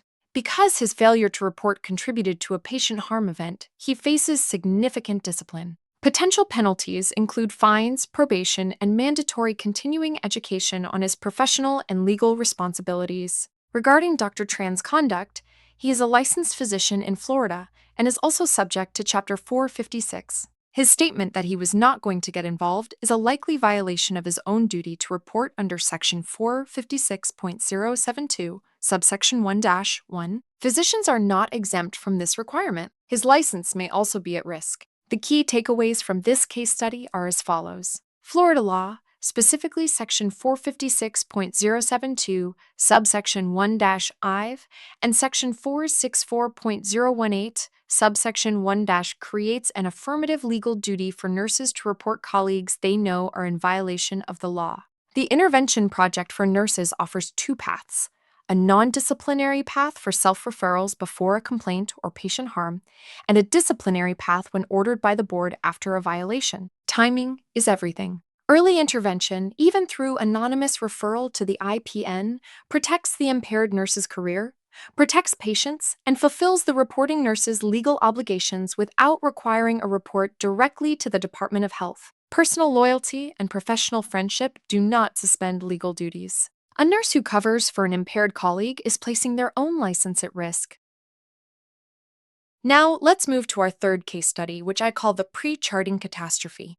The setting is Palm Coast Regional Medical Center, a 175-bed hospital in Palm Coast, Florida. The Medical Surgical Telemetry Unit is a 28-bed unit caring for patients with acute and chronic cardiac conditions requiring continuous monitoring. The date is Saturday, April 8th, during the day shift from 7 a.m. to 7 p.m. The personnel involved include Angela Price, RN, who has 6 years of nursing experience and 4 years on this telemetry unit. Angela is a competent nurse known for her efficiency. She is working a double shift, her second 12-hour shift in a row, to cover for a colleague. Also involved is Brian Hayes, RN, a float pool nurse pulled to the unit to help with staffing. Brian is competent but unfamiliar with the specific patients on the unit. The patient is Mr. Harold Jenkins, a 74-year-old male admitted 3 days ago with new-onset atrial fibrillation with rapid ventricular response. He has been rate-controlled with IV diltiazem and is being transitioned to oral metoprolol. He is also on oral Aliki for anticoagulation. Current orders include metoprolol XL 50 mg by mouth daily scheduled for 9 a.m., Eliquis 5 mg by mouth twice daily at 9 a.m. and 9 p.m., diltiazem iViver as needed for heart rate greater than 110, and continuous telemetry monitoring. Let me walk you through how the events unfolded. At 8 a.m., Angela is exhausted but powers through her assessment rounds. Mr. Jenkins is stable with a heart rate of 88, controlled on telemetry, and is scheduled for discharge later in the day if his rate remains controlled on the oral metoprolol. At 8:45 a.m., Angela sits down at the medication dispensing station, the Pyxis, to prepare for her 9 a.m. medication pass. She has 6 patients with multiple medications each. To save time and stay efficient, she engages in a practice she has developed over the years, pre-charting. Angela pulls all 9 a.m. medications for all 6 patients from the Pyxis. She then sits at a computer and documents in the electronic health record that all 9 a.m. medications have been given for all 6 patients, including Mr. Jenkins' metoprolol 50 mg and Eliquis 5 mg. The timestamp in the electronic health record reads 8:52 a.m. She places the medications on her cart, intending to administer them immediately. At 8:55 a.m., before Angela can leave the medication room, a code blue is called in room 312. Angela is a member of the hospital's code response team and is required to respond. She abandons her medication cart in the hallway, secured in a locked cabinet attached to the cart, and runs to the code. From 9 a.m. to 9:45 a.m., Angela is actively involved in the code. The patient is successfully resuscitated and transferred to the ICU. At 9:50 a.m., Angela returns to the unit, exhausted and emotionally drained from the code. Brian Hayes, the float nurse, approaches her. He says, "Hey, Angela, I was pulled to cover your patients while you were in the code. I saw the 9 a.m. meds were all charted as given, so I didn't give anything. I just did my rounds. Everything looked okay." Angela's heart sinks. She realizes her pre-charted medications were never administered. She quickly goes to Mr. Jenkins' room. At 10 a.m., Mr. Jenkins is awake but complaining of palpitations and feeling fluttery. His telemetry shows he is converted back into atrial fibrillation with a rapid ventricular rate of 142 beats per minute. His blood pressure is 102/68. Angela realizes that the missed dose of metoprolol, the rate-controlling medication, has allowed his arrhythmia to return. At this point, Angela is faced with a decision. She considers 2 options. Option A would be to immediately notify the physician, administer the metoprolol now, 1 hour late, document honestly that the medication was missed due to the code response, and complete an incident report. Option B would be to quickly administer the metoprolol now, change the electronic health record timestamp to reflect the current time, making it look like a late administration rather than a missed dose, and hope the patient's rate converts back without incident. Fearing the consequences of admitting she pre-charted, Angela chooses option B. She administers the metoprolol at 10:05 a.m. and alters the electronic health record. She does not notify the physician or file an incident report. At 11:30 a.m., despite the late metoprolol, Mr. Jenkins' heart rate does not convert. His condition worsens. He becomes increasingly symptomatic with chest discomfort, shortness of breath, and fatigue. The physician is finally called. An IV diltiazem bolus is ordered, followed by a drip. The patient's planned discharge is canceled. The outcome is that Mr. Jenkins remains hospitalized for an additional 48 hours to restabilize his rate control. During a quality review of the extended length of stay, the pharmacy and IT departments noticed the discrepancy. The electronic health record audit trail shows the medication was charted as given at 8:52 a.m., but a subsequent edit was made at 10:07 a.m., changing the administration time. The Pyxis pull log shows the medication was pulled at 8:47 a.m. but never scanned at the bedside. A formal investigation is initiated. Let me now provide a comprehensive legal analysis. Angela's actions constitute multiple compounding violations. Her initial error, pre-charting, was a violation. Her subsequent attempt to cover up that error was a far more serious violation. The first violation involves pre-charting, which is initial record falsification. At 8:52 a.m., when Angela documented that she had given the 9 a.m. medications, she created a false medical record. At that moment, the statement metoprolol 50 milligrams PO given was not true. This is a direct violation of Section 464.018, subsection 1F, which addresses making or filing a false report or record which the nurse knows to be false. It is also a violation of Rule 64B9-8.005 subsection A, which identifies inaccurate recording as unprofessional conduct. The key point here is that the fact that Angela intended to give the medications shortly after charting them is legally irrelevant. The record was false at the moment it was created. The record must reflect what has happened, not what the nurse plans to do. The second violation involves alteration of medical records, which is the cover-up. Angela's decision at 10:07 a.m. to change the administration timestamp was a deliberate act of record falsification intended to conceal her original error. This is a more egregious violation than the initial pre-charting because it demonstrates intent to deceive. Rule 64B9-8.005, subsection -12, identifies falsifying or altering of patient records as unprofessional conduct. Rule 64B9-8.005, subsection -B, identifies engaging in fraud, deceit, or misrepresentation as unprofessional conduct. The electronic health record audit trail is a permanent, unalterable log that tracks every change made to a record. Angela's edit at 10:07 a.m. was automatically logged by the system. This audit trail is the primary piece of evidence that will be used against her in any disciplinary proceeding. The third violation involves failure to meet minimal standards of practice. The entire sequence of events, including pre-charting, failing to notify the covering nurse that medications were not actually given, and failing to notify the physician of the missed dose and the patient's subsequent decompensation, constitutes a failure to meet minimal standards of safe nursing practice. Rule 64B9-8.004 requires nurses to perform nursing acts with the level of skill which is recognized as acceptable. Section 464.018, subsection 1 of L, establishes failing to meet the minimal standards of practice as a ground for discipline. Under Rule 64B9-8.0001, the Board of Nursing considers aggravating circumstances when determining penalties. Angela's case includes several. First, there was patient harm. Mr. Jenkins's condition worsened, requiring an extended hospitalization.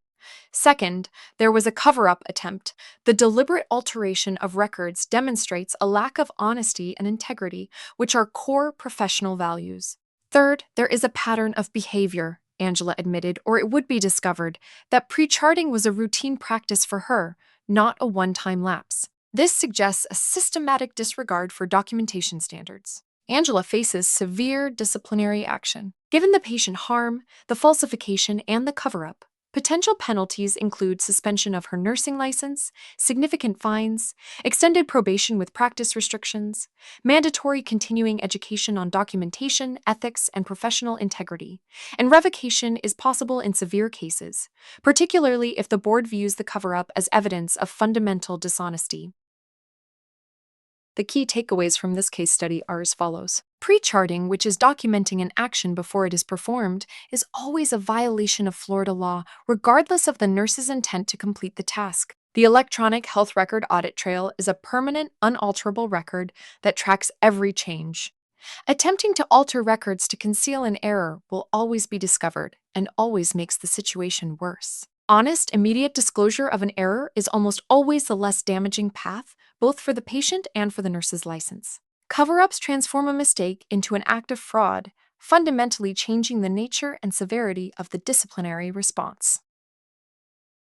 Now let's move to our fourth case study, which I call the line between unsafe staffing and patient abandonment. The setting is Evergreen Community Hospital, a 120-bed hospital in a rural area of Central Florida. The medical surgical unit is a 24-bed unit that serves as the primary inpatient floor for the community. The date is Friday night, November 10th, during the night shift from 7 p.m. to 7 a.m. The personnel involved include Christina Moore, RN, BSN, who has 5 years of nursing experience and an excellent performance record. Christina is a strong patient advocate and has previously raised concerns about staffing through appropriate channels. Patricia Gomez, RN, is the night shift charge nurse with 10 years of experience. Mark Sullivan, RN, is the house supervisor covering the entire hospital. Let me walk you through how the events unfolded. At 6:45 p.m., Christina arrives for her shift. She immediately senses tension. The day shift charge nurse informs her that one of the 3 scheduled night nurses called in sick an hour ago and no replacement could be found. At 7 p.m., night shift begins. The unit has 22 patients. The original assignment would have given each of the 3 nurses 7 to 8 patients. With only 2 nurses, Christina and Patricia, the patients must be split differently. Patricia, as charge nurse, takes a lighter load of 8 patients to allow her to manage charge duties. Christina is assigned 14 patients. Christina reviews her assignment. Among her 14 patients are 2 patients on continuous telemetry with new-onset atrial fibrillation, 3 patients on insulin drips requiring hourly blood glucose checks, 1 patient who is a new admission from the ED with possible sepsis awaiting cultures and antibiotic orders, 4 patients who are total care due to stroke or dementia, and 2 patients receiving IV chemotherapy infusions. At 7:15 p.m., Christina approaches Patricia and states, "Pat, I cannot accept this assignment. This is unsafe. I have 3 patients on insulin drips alone. That's 3 hourly checks and potential titrations. I can't do that and manage the other 11 patients safely." Patricia responds, "I understand, Christina. I've already called Mark, the house supervisor. He says there's no one else. He's trying to get an agency nurse, but it won't be until midnight at the earliest. We have to make do. I'll help as much as I can, but I have my own patients and the charge duties." At 7:30 p.m., Christina calls Mark Sullivan directly. She says, "Mark, I'm documenting that this assignment is unsafe. I have 14 high-acuity patients. I will not be able to meet the standard of care for all of them." Mark replies, "I hear you, Christina, but I don't have anyone to send. The only option is to call the on-call administrator, and that usually results in nothing. You're an experienced nurse. Just do the best you can. I'll try to find someone." At this point, Christina feels trapped. She believes the assignment is dangerous. She considers her options. Option A would be to accept the assignment under protest. Complete the facility's official unsafe staffing or assignment under protest form, prioritize patients as best she can, document meticulously, and report the situation to the nursing administration in writing the next day. Option B would be to refuse the assignment, stating, "I will not put my license at risk. I refuse to accept these patients. I'm going home," and then leave the building. Let me describe what happens if Christina chooses option A. Christina takes a deep breath and says, "Okay, Pat, I will accept the assignment, but I am documenting that it is unsafe." She completes the hospital's assignment under protest form, noting the specific patient acuities and the nurse-to-patient ratio. She has Patricia sign as a witness. Christina then prioritizes. She identifies her most critical patients, the sepsis rule-out and the insulin drips, and focuses her attention there. She asks the unit's CNA to focus on the total care patient's comfort and safety. She documents diligently throughout the shift, noting any care that was delayed and the reason why, for example, noting that the 2 a.m. hourly blood glucose check on the patient in room 208 was performed at 2:15 a.m. due to a concurrent emergency in room 2012. The outcome in scenario A is that the shift is difficult, but no major patient harm occurs. The agency nurse arrives at 12:30 a.m. and assumes care of 6 patients. The next day, Christina sends a detailed email to the chief nursing officer, attaching her assignment under protest form and requesting a meeting to discuss the chronic staffing issues on her unit. Her license is protected. Her professional reputation is enhanced. Now let me describe what happens if Christina chooses option B. Christina says, "No, this is not safe, and I refuse to risk my license for this hospital's staffing failures. I'm leaving." She clocks out at 7:45 p.m. and walks out of the building. The outcome in scenario B is that Patricia is now the only licensed nurse on a 22-bed unit. She frantically calls Mark Sullivan, who is forced to physically come to the unit and help provide care while desperately trying to find another nurse. A patient on one of the insulin drips becomes hypoglycemic at 10 p.m. The delayed response due to the single nurse trying to manage 22 patients results in a prolonged hypoglycemic episode. The patient's family files a complaint. The hospital terminates Christina for job abandonment and files a mandatory report with the Florida Department of Health for patient abandonment. Let me now provide a comprehensive legal analysis. In scenario B, Christina's decision to leave constitutes patient abandonment, a clear violation of Florida law. Rule 64B9-8.05 subsection K defines unprofessional conduct to include leaving a nursing assignment without advising licensed nursing personnel. This rule defines abandonment. The key element is leaving an assignment. The legal question hinges on when the nurse-patient relationship is established. Florida law and nursing jurisprudence generally hold that the relationship is established when the nurse accepts the assignment. The act of arriving for a shift, receiving report, and beginning work constitutes an implicit acceptance of the assignment for those patients present on the unit. In scenario B, Christina arrived at 6:45 p.m., participated in shift change, and began receiving information about the patients.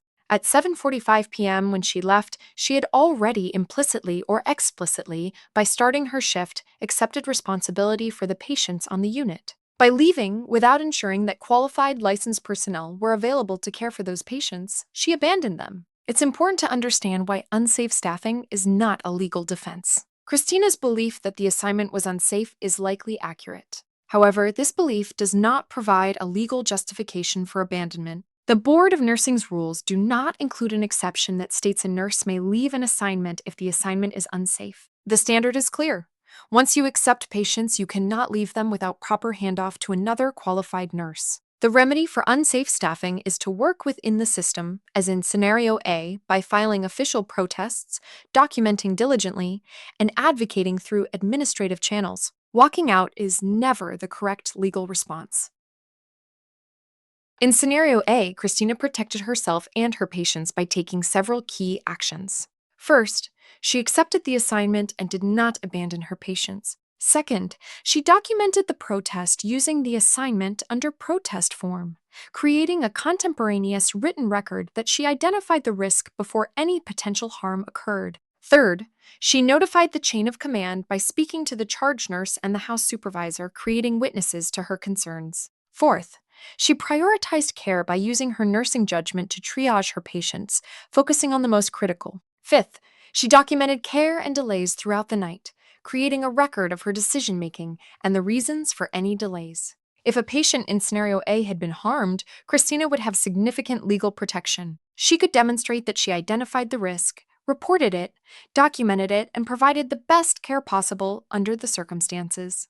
The liability would shift significantly to the hospital administration for failing to provide adequate staffing. The key takeaways from this case study are as follows. Patient abandonment under Florida law, as defined in Rule 64B9-8.005, subsection K, means leaving an accepted nursing assignment without ensuring proper handoff to another qualified licensed nurse. Believing an assignment is unsafe does not legally justify abandonment. The nurse must work within the system. The legally defensible response to an unsafe assignment involves 5 steps. Accept under protest, document the protest in writing, notify the chain of command, prioritize patient care, and document diligently. This documentation shifts liability from the individual nurse to the institution while ensuring patients are not left without care. Now let's move to our 5th case study, which I call Navigating the Disciplinary Process. This case study follows a fictitious nurse, Daniel Reeves, RN, through the Florida Board of Nursing disciplinary process from complaint to final order. The goal is to demystify the process as outlined in Section 456.073. Daniel Reeves is a 38-year-old RN with 10 years of experience. He works in the emergency department of a large hospital in Tampa, Florida. Daniel has never had any prior disciplinary action against his license. Here is the incident that led to the complaint. On a busy Saturday night, Daniel was caring for a 62-year-old male patient, Mr. George Franklin, who presented with severe abdominal pain. The attending physician ordered a CT scan with IV contrast. Before administering the contrast, Daniel was required to verify the patient's allergy status and renal function, specifically the creatinine level. Due to the chaos of the busy ED, Daniel failed to check the patient's most recent creatinine level in the chart. The patient's creatinine was 2.8 milligrams per deciliter, indicating significant renal impairment. The contrast was administered. The patient subsequently developed contrast-induced nephropathy, which progressed to acute kidney injury requiring temporary dialysis. The patient eventually recovered full renal function after several weeks. The hospital's risk management department investigated the incident, while the physician also failed to note the elevated creatinine before ordering the scan with contrast. Daniel, as the administering nurse, had a final checkpoint responsibility. The hospital filed a mandatory report with the Florida Department of Health. Let me walk you through each step of the disciplinary process. Step 1 involves the complaint and investigation. During weeks 1 and 2, the Department of Health Consumer Services unit receives the hospital's report. The report is reviewed for legal sufficiency, meaning that if the facts alleged are true, would they constitute a violation of Chapter 456 or 464? The answer is yes. A case is opened, and a Department of Health investigator is assigned. During week 4, the Department of Health investigator contacts Daniel by phone. The investigator identifies themselves and asks Daniel to provide a statement about the incident. Daniel is polite but says, "I would like to cooperate, but I need to consult with an attorney first. Can you please send me a copy of the complaint and provide me with your contact information? My attorney will be in touch." This is the correct response. Daniel is not required to give an immediate statement. Anything he says can be used against him. Consulting with an attorney who specializes in nursing license defense is critical. The investigator sends Daniel the complaint via email. During weeks 5 through 8, Daniel retains an attorney. The attorney reviews the complaint and the hospital's incident report. The attorney advises Daniel to provide a written response to the investigator, acknowledging the facts of the incident, expressing remorse, and outlining the steps Daniel has taken since, such as additional continuing education on medication safety. The attorney submits this response on Daniel's behalf. The investigator also obtains the patient's medical records via subpoena and interviews the attending physician and the charge nurse on duty that night. The investigator compiles all evidence into an investigative report. Step 2 involves the probable cause panel. During week 12, the completed investigative report is presented to the Board of Nursing's probable cause panel. This panel is composed of current and former Board of Nursing members. The report is, in theory, anonymized so that the nurse's name is redacted, though the panel focuses on the facts, not the identity. The probable cause panel's sole function is to determine if probable cause exists to believe a violation occurred. This is a very low standard. It does not mean Daniel is guilty. It means there is enough evidence to warrant formal proceedings. The probable cause panel finds probable cause. The case is referred to the Department of Health Legal Department, which functions as the prosecutor. Up until this point, the entire process has been confidential. If the probable cause panel had found no probable cause, the case would have been dismissed, and Daniel's record would have no public mark. Step 3 involves the administrative complaint and election of rights. During week 14, the Department of Health prosecutor files a formal administrative complaint against Daniel Reeves, RN. The administrative complaint is a public document. It is posted on the Department of Health website. Anyone who searches for Daniel's license will now see that a complaint has been filed. listing the specific statutory and rule violations alleged. The alleged violations are Section 464.018, subsection 1L, which is failing to meet the minimal standards of practice, and Rule 64-4.898.004, which addresses minimal standards of competent practice. Daniel is formally served with the administrative complaint and an election of rights form. He has 21 days to respond. Step 4 involves the election, where Daniel chooses a path. Daniel and his attorney review the election of rights. The form presents 3 options. The first option is to dispute the facts by requesting a formal hearing before an administrative law judge to contest the factual allegations. The second option is to dispute the penalty by admitting the facts but arguing for a lesser penalty before the full Board of Nursing. The third option is to settle the case by negotiating a settlement, known as a stipulation, with the Department of Health prosecutor. Daniel's attorney advises him that the facts are largely undisputed. Daniel did administer the contrast without verifying the creatinine. Contesting the facts through option 1 would be expensive and likely unsuccessful. The attorney recommends option 3, attempting to negotiate a stipulation that reflects Daniel's clean record, his remorse, and the lack of permanent patient harm.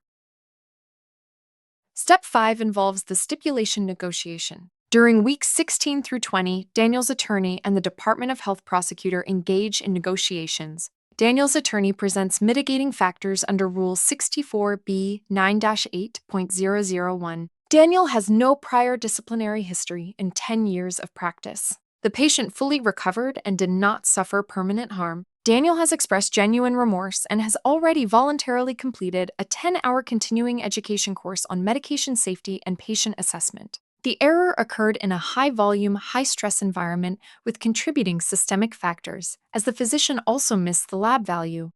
After negotiation, the parties agree to a stipulation with the following terms. Daniel agrees to not contest the allegation that he violated Section 464.018, subsection 1 MVA. Daniel's license will be placed on probation for 1 year. Daniel will pay an administrative fine of $1,000. Daniel will pay the costs of the investigation, which are approximately $500. Daniel must complete an additional 6-hour board-approved course on prevention of medical errors within 6 months. Daniel waives any right to a hearing. Daniel signs the stipulation.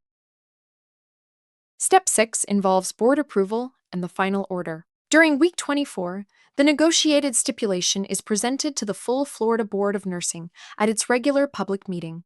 The board reviews the stipulation to ensure it is consistent with its disciplinary guidelines in Rule 64B 9-8.006. The board votes to accept the stipulation. During week 26, the board issues a final order. The final order is a public document that memorializes the findings and the agreed-upon penalties. This final order is attached to Daniel's license record on the Department of Health website permanently. The outcome is that Daniel's license is on probation for 1 year. He must comply with all terms. He pays his fines, completes his continuing education course, and reports to a supervising nurse at his workplace who provides quarterly reports to the Board of Nursing. After 1 year, the probation is lifted. Daniel can practice without restriction, though the final order remains part of his public record forever. The key takeaways from this case study are as follows. The process outlined in Section 456.073 is multi-step: complaint, investigation, probable cause panel, administrative complaint, election of rights, resolution through either hearing or stipulation, and final order. Everything is confidential until the administrative complaint is filed. Once filed, the case is public. A nurse should never give an immediate statement to an investigator without first consulting a qualified attorney. Stipulation, which is settlement, is the most common resolution. It allows for negotiated outcomes and avoids the cost and uncertainty of a formal hearing. A final order is permanent. Even after probation is completed, the record of discipline remains on the nurse's license verification page. Mitigating factors, such as a clean record, remorse, and lack of permanent harm, can significantly reduce penalties. Now let's move to our 6th and final case study, which I call Social Media, Confidentiality, and Professional Boundaries. The setting is Coastal Care Medical Center, a regional hospital in Fort Lauderdale, Florida. This case involves the oncology unit and the events surrounding a high-profile patient admission. The personnel involved include Rachel Turner, RN, BSN, OCN, who has 7 years of experience as an oncology nurse. Rachel is passionate about patient care and is active on social media, where she has a following of several thousand people interested in nursing and healthcare topics. The patient is referred to as Mrs. V, a well-known local philanthropist and socialite whose family has donated significant funds to the hospital. Mrs. the Fifth is admitted to the oncology unit for chemotherapy treatment for a newly diagnosed malignancy. The hospital's administration has sent a memo to the unit reminding staff of confidentiality requirements. Let me walk you through how the events unfolded. On day 1, Rachel is assigned to care for Mrs. V.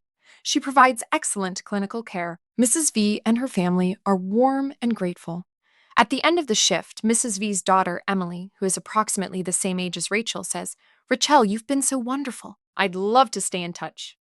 Emily finds Rachel's public Instagram account and sends a follow request. Rachel hesitates but feels it would be rude to decline. She accepts the request. She rationalizes that her Instagram is mostly public anyway, and she doesn't post anything work-related. On day 3, Mrs. the Fifth has a difficult reaction to her chemotherapy and becomes very ill. Rachel works a grueling 14-hour shift, staying late to ensure the patient is stable before handoff.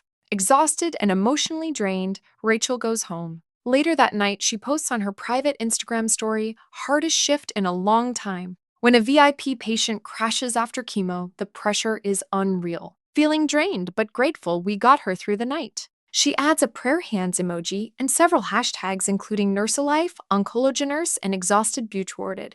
Emily, the daughter, sees the post. While Mrs. V's name is not mentioned, Emily immediately recognizes that VIP patient crashes after chemo refers to her mother. Emily is upset. She had not yet told extended family members about her mother's diagnosis, and she is horrified that information about her mother's condition is being shared, even vaguely, on a nurse's social media account. Emily takes a screenshot.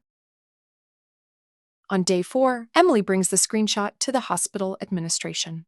She does not want Rachel fired, but she wants assurances that this will not happen again. The hospital's compliance officer investigates. Rachel is called into a meeting with HR and the chief nursing officer. Rachel is horrified and apologetic. She says, "I never mentioned her name. I never even said which hospital I work at in that post. I thought it was private." The outcome is that the hospital issues Rachel a formal written warning. At the family's request, they do not report the incident to the Department of Health. However, the compliance officer explains to Rachel how close she came to a formal complaint and why her post was a violation. Let me now provide a comprehensive legal analysis. The first violation involves breach of patient confidentiality. Rachel's post violated both federal and Florida law regarding patient confidentiality.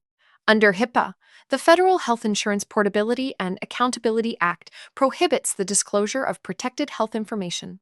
Protected health information is not limited to names and medical record numbers. It includes any information that could reasonably be used to identify a specific patient. Rachel's post, while not naming Mrs. V, contained enough unique, specific details, including VIP patient, crashes after chemo, and being posted by a nurse at a specific time, that a person with access to the information, like Emily, could easily identify the patient. Under Florida law, Section 456.057 reinforces that patient records are confidential and cannot be released without authorization.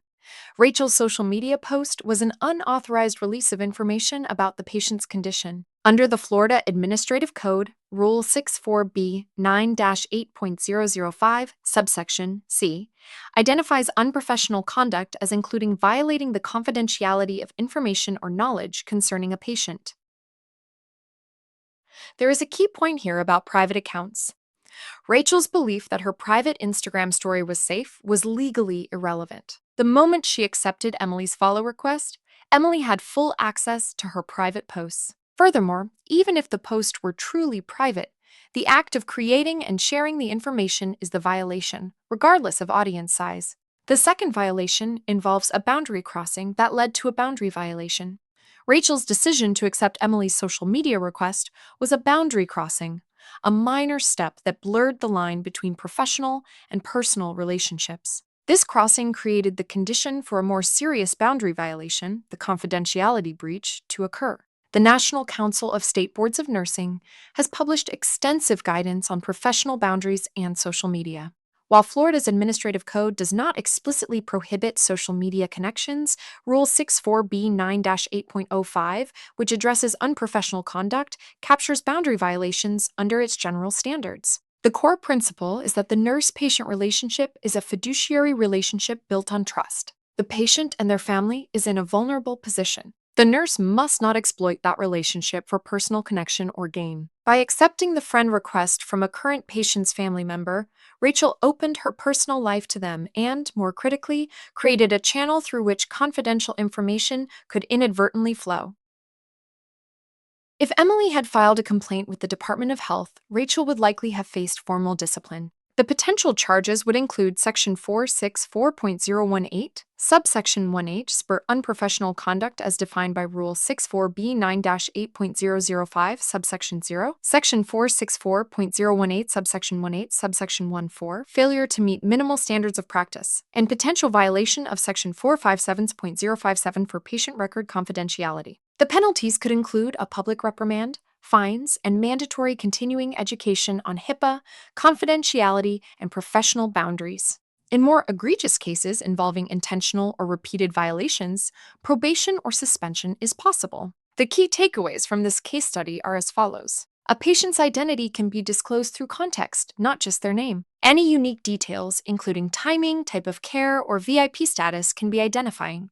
Private social media accounts offer zero legal protection if confidential information is shared. Accepting social media requests from patients or their family members is a boundary crossing that creates risk. It should be avoided while the nurse-patient relationship is active. Violating patient confidentiality via social media is a violation of Rule 64B9-8.005, subsection sum c, subsection, and can result in formal board discipline. These 6 case studies have demonstrated the practical application of Florida nursing law across a wide range of clinical scenarios, from delegation errors and impairment recognition to documentation integrity, patient abandonment, the disciplinary process, and professional boundaries. Each case reinforces the same fundamental principles. Public protection is paramount. Every law, rule, and disciplinary action traces back to the core mission of protecting the health, safety, and welfare of the public. The law is a two-part system. Nurses must know both the Florida Statutes, specifically Chapters 456 and 464, and the Florida Administrative Code, specifically Division 64B9. Scope of practice is a legal boundary. Practicing outside one's defined scope, or improperly delegating to others, is a violation of law. Documentation is a legal record. Accurate, contemporaneous documentation protects patients and licenses. Falsification is always discovered and always makes the situation worse. Honesty is the best policy.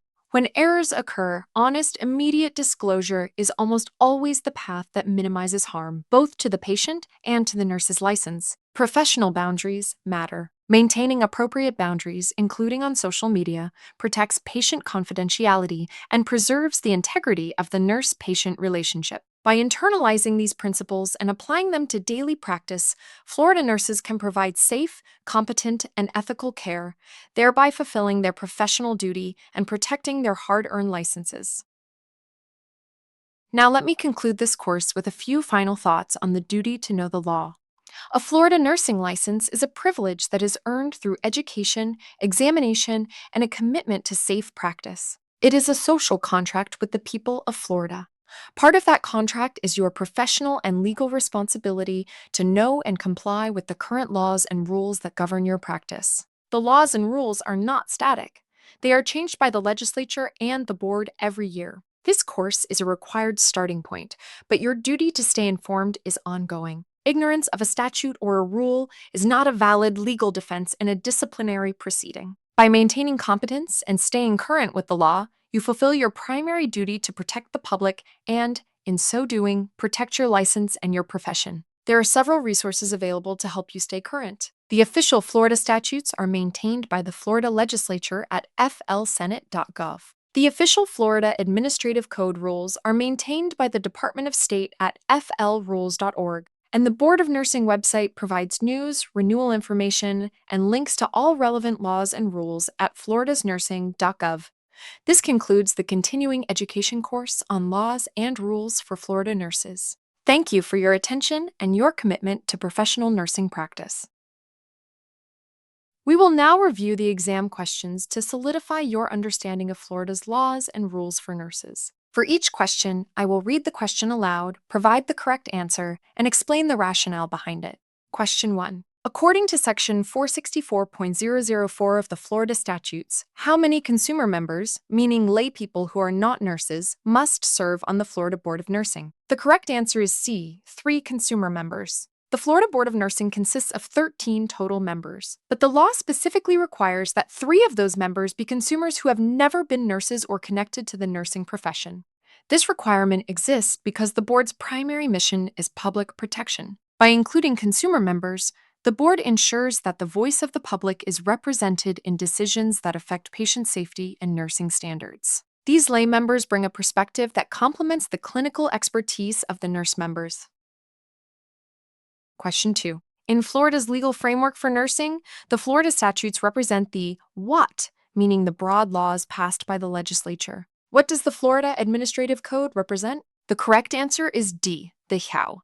Understanding this distinction is essential for nursing practice. The Florida statutes, specifically Chapter 464, known as the Nurse Practice Act, established the broad legal framework for nursing, essentially telling us what the law requires. The Florida Administrative Code, specifically Division 64B9 for nursing, contains the detailed rules written by the Board of Nursing that explain how those statutes are implemented in practice. Think of the statutes as setting the destination and the administrative code as providing the detailed directions to get there. These administrative rules carry the full force and effect of law. Question 3. According to Rule 64B9-14.003, which of the following tasks may a registered nurse legally delegate to an unlicensed assistive person, commonly known as a UAP? The correct answer is A, collection of data such as taking vital signs. Delegation is a critical concept in nursing practice, and the law draws a clear line between what can and cannot be delegated. An unlicensed assistive person may collect data, such as measuring vital signs, weight, or intake and output, and then report those findings to the nurse. However, the UAP cannot perform any task that requires nursing judgment, which includes the initial comprehensive assessment, determining patient stability, or interpreting any assessment findings. The registered nurse retains full accountability for assessment, evaluation, and all clinical decision-making. The UAP collects and reports. The nurse assesses and interprets. Question 4. According to Section 464, 003 of the Florida Statutes, the practice of practical nursing, meaning the LPN scope, is legally defined as what? The correct answer is B, the performance of selected acts under the direction of a registered nurse, advanced practice registered nurse, or physician. This statutory definition is fundamental to understanding the LPN's legal scope of practice. The key phrase in the law is under the direction of, which establishes that practical nursing is a dependent scope of practice. Unlike registered nurses, LPNs do not practice independently. They perform selected acts, including administering treatments and medications in the care of the ill, injured, or infirm, but always under the direction of an RN, APRN, or licensed physician. Understanding this dependent relationship is essential for both LPNs and the RNs who direct their practice. Question 5. Under Section 456.076 of the Florida Statutes, a nurse who suspects a colleague is impaired but knows the colleague has not harmed a patient and is not under investigation may do what? The correct answer is D, report the colleague to the Intervention Project for Nurses, known as IPN, for a potential non-disciplinary confidential path. This is an important safe harbor provision in Florida law designed to encourage early intervention for impaired nurses. If a nurse enters the Intervention Project for Nurses before any complaint has been filed and before any patient harm has occurred, the case can remain confidential and non-disciplinary. This approach recognizes that impairment is often a health issue, and early intervention can protect both the nurse and the public. The goal is to encourage colleagues to come forward when they suspect impairment, rather than waiting until a patient is harmed, at which point disciplinary action becomes mandatory.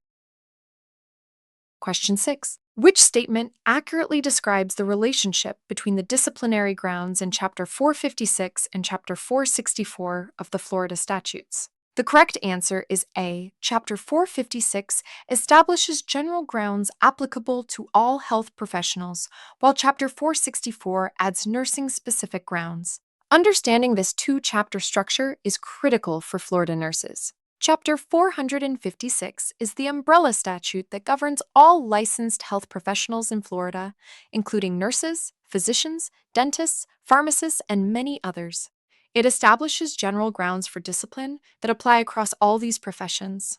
Chapter 464, the Nurse Practice Act, then adds grounds for discipline that are specific to nursing practice. A nurse can be disciplined for violations found in either chapter. This means nurses must be familiar with both the general professional standards in Chapter 456 and the nursing-specific requirements in Chapter 464. Question 7. According to Rule 64B9-502 in Division 64B9 of the Florida Administrative Code, how many total contact hours of continuing education must Florida nurses complete during each biennial or 2-year renewal period? The correct answer is C, 24 contact hours. All Florida licensed nurses, including licensed practical nurses, registered nurses, and advanced practice registered nurses, must complete 24 contact hours of approved continuing education during each 2-year license renewal cycle. Within these 24 hours, certain topics are mandated by law, including prevention of medical errors, this laws and rules course, and human trafficking awareness. Completing these continuing education requirements is not optional. Failure to do so can result in the inability to renew your license and potential disciplinary action for practicing on an expired license. This concludes our exam review. Remember that these questions cover fundamental concepts from Florida Statutes Chapters 456 and 464 and Division 64B9 of the Florida Administrative Code. Understanding these laws and rules is essential not only for passing your exam, but for protecting your license and your patients throughout your nursing career. Question 8. According to Section 456.036 of the Florida Statutes, what happens to a nursing license if a nurse fails to reactivate a delinquent license by the end of the next renewal cycle? The correct answer is that the license becomes null and void, requiring the nurse to reapply for licensure as a new applicant. This is one of the most severe consequences in Florida licensing law, and it happens automatically. If a nurse allows their license to become delinquent and then fails to reactivate it by the end of the next 2-year renewal cycle, the license ceases to exist. There is no board hearing, no appeal process, and no grace period. The license simply becomes null and void by operation of law. At that point, the only way to practice nursing again in Florida is to start the entire licensure process over from the beginning, as if you were a brand new applicant who had never held a license before. Question 9. During the disciplinary process outlined in Section 456.073, at what point does the case against a nurse become a public record? The correct answer is when the formal administrative complaint is filed by the Department of Health prosecutor. Understanding the confidentiality protections in the disciplinary process is important for all nurses. The entire process from the initial complaint through the investigation and the probable cause panel review is confidential. If the probable cause panel finds no probable cause, the case is dismissed and never becomes public record. The nurse's reputation is protected. However, once the Department of Health prosecutor files a formal administrative complaint, the case becomes public. At that point, the nurse's name and the full list of allegations are posted on the Department of Health website and become searchable by employers, patients, and the general public. Question 10. According to Rule 64B9-8.005 of the Florida Administrative Code, which of the following is specifically defined as unprofessional conduct for a nurse? The correct answer is leaving a nursing assignment without advising licensed nursing personnel. This rule addresses what is commonly known as patient abandonment. Once a nurse has accepted a patient assignment, that nurse has established a professional relationship and a legal duty to those patients.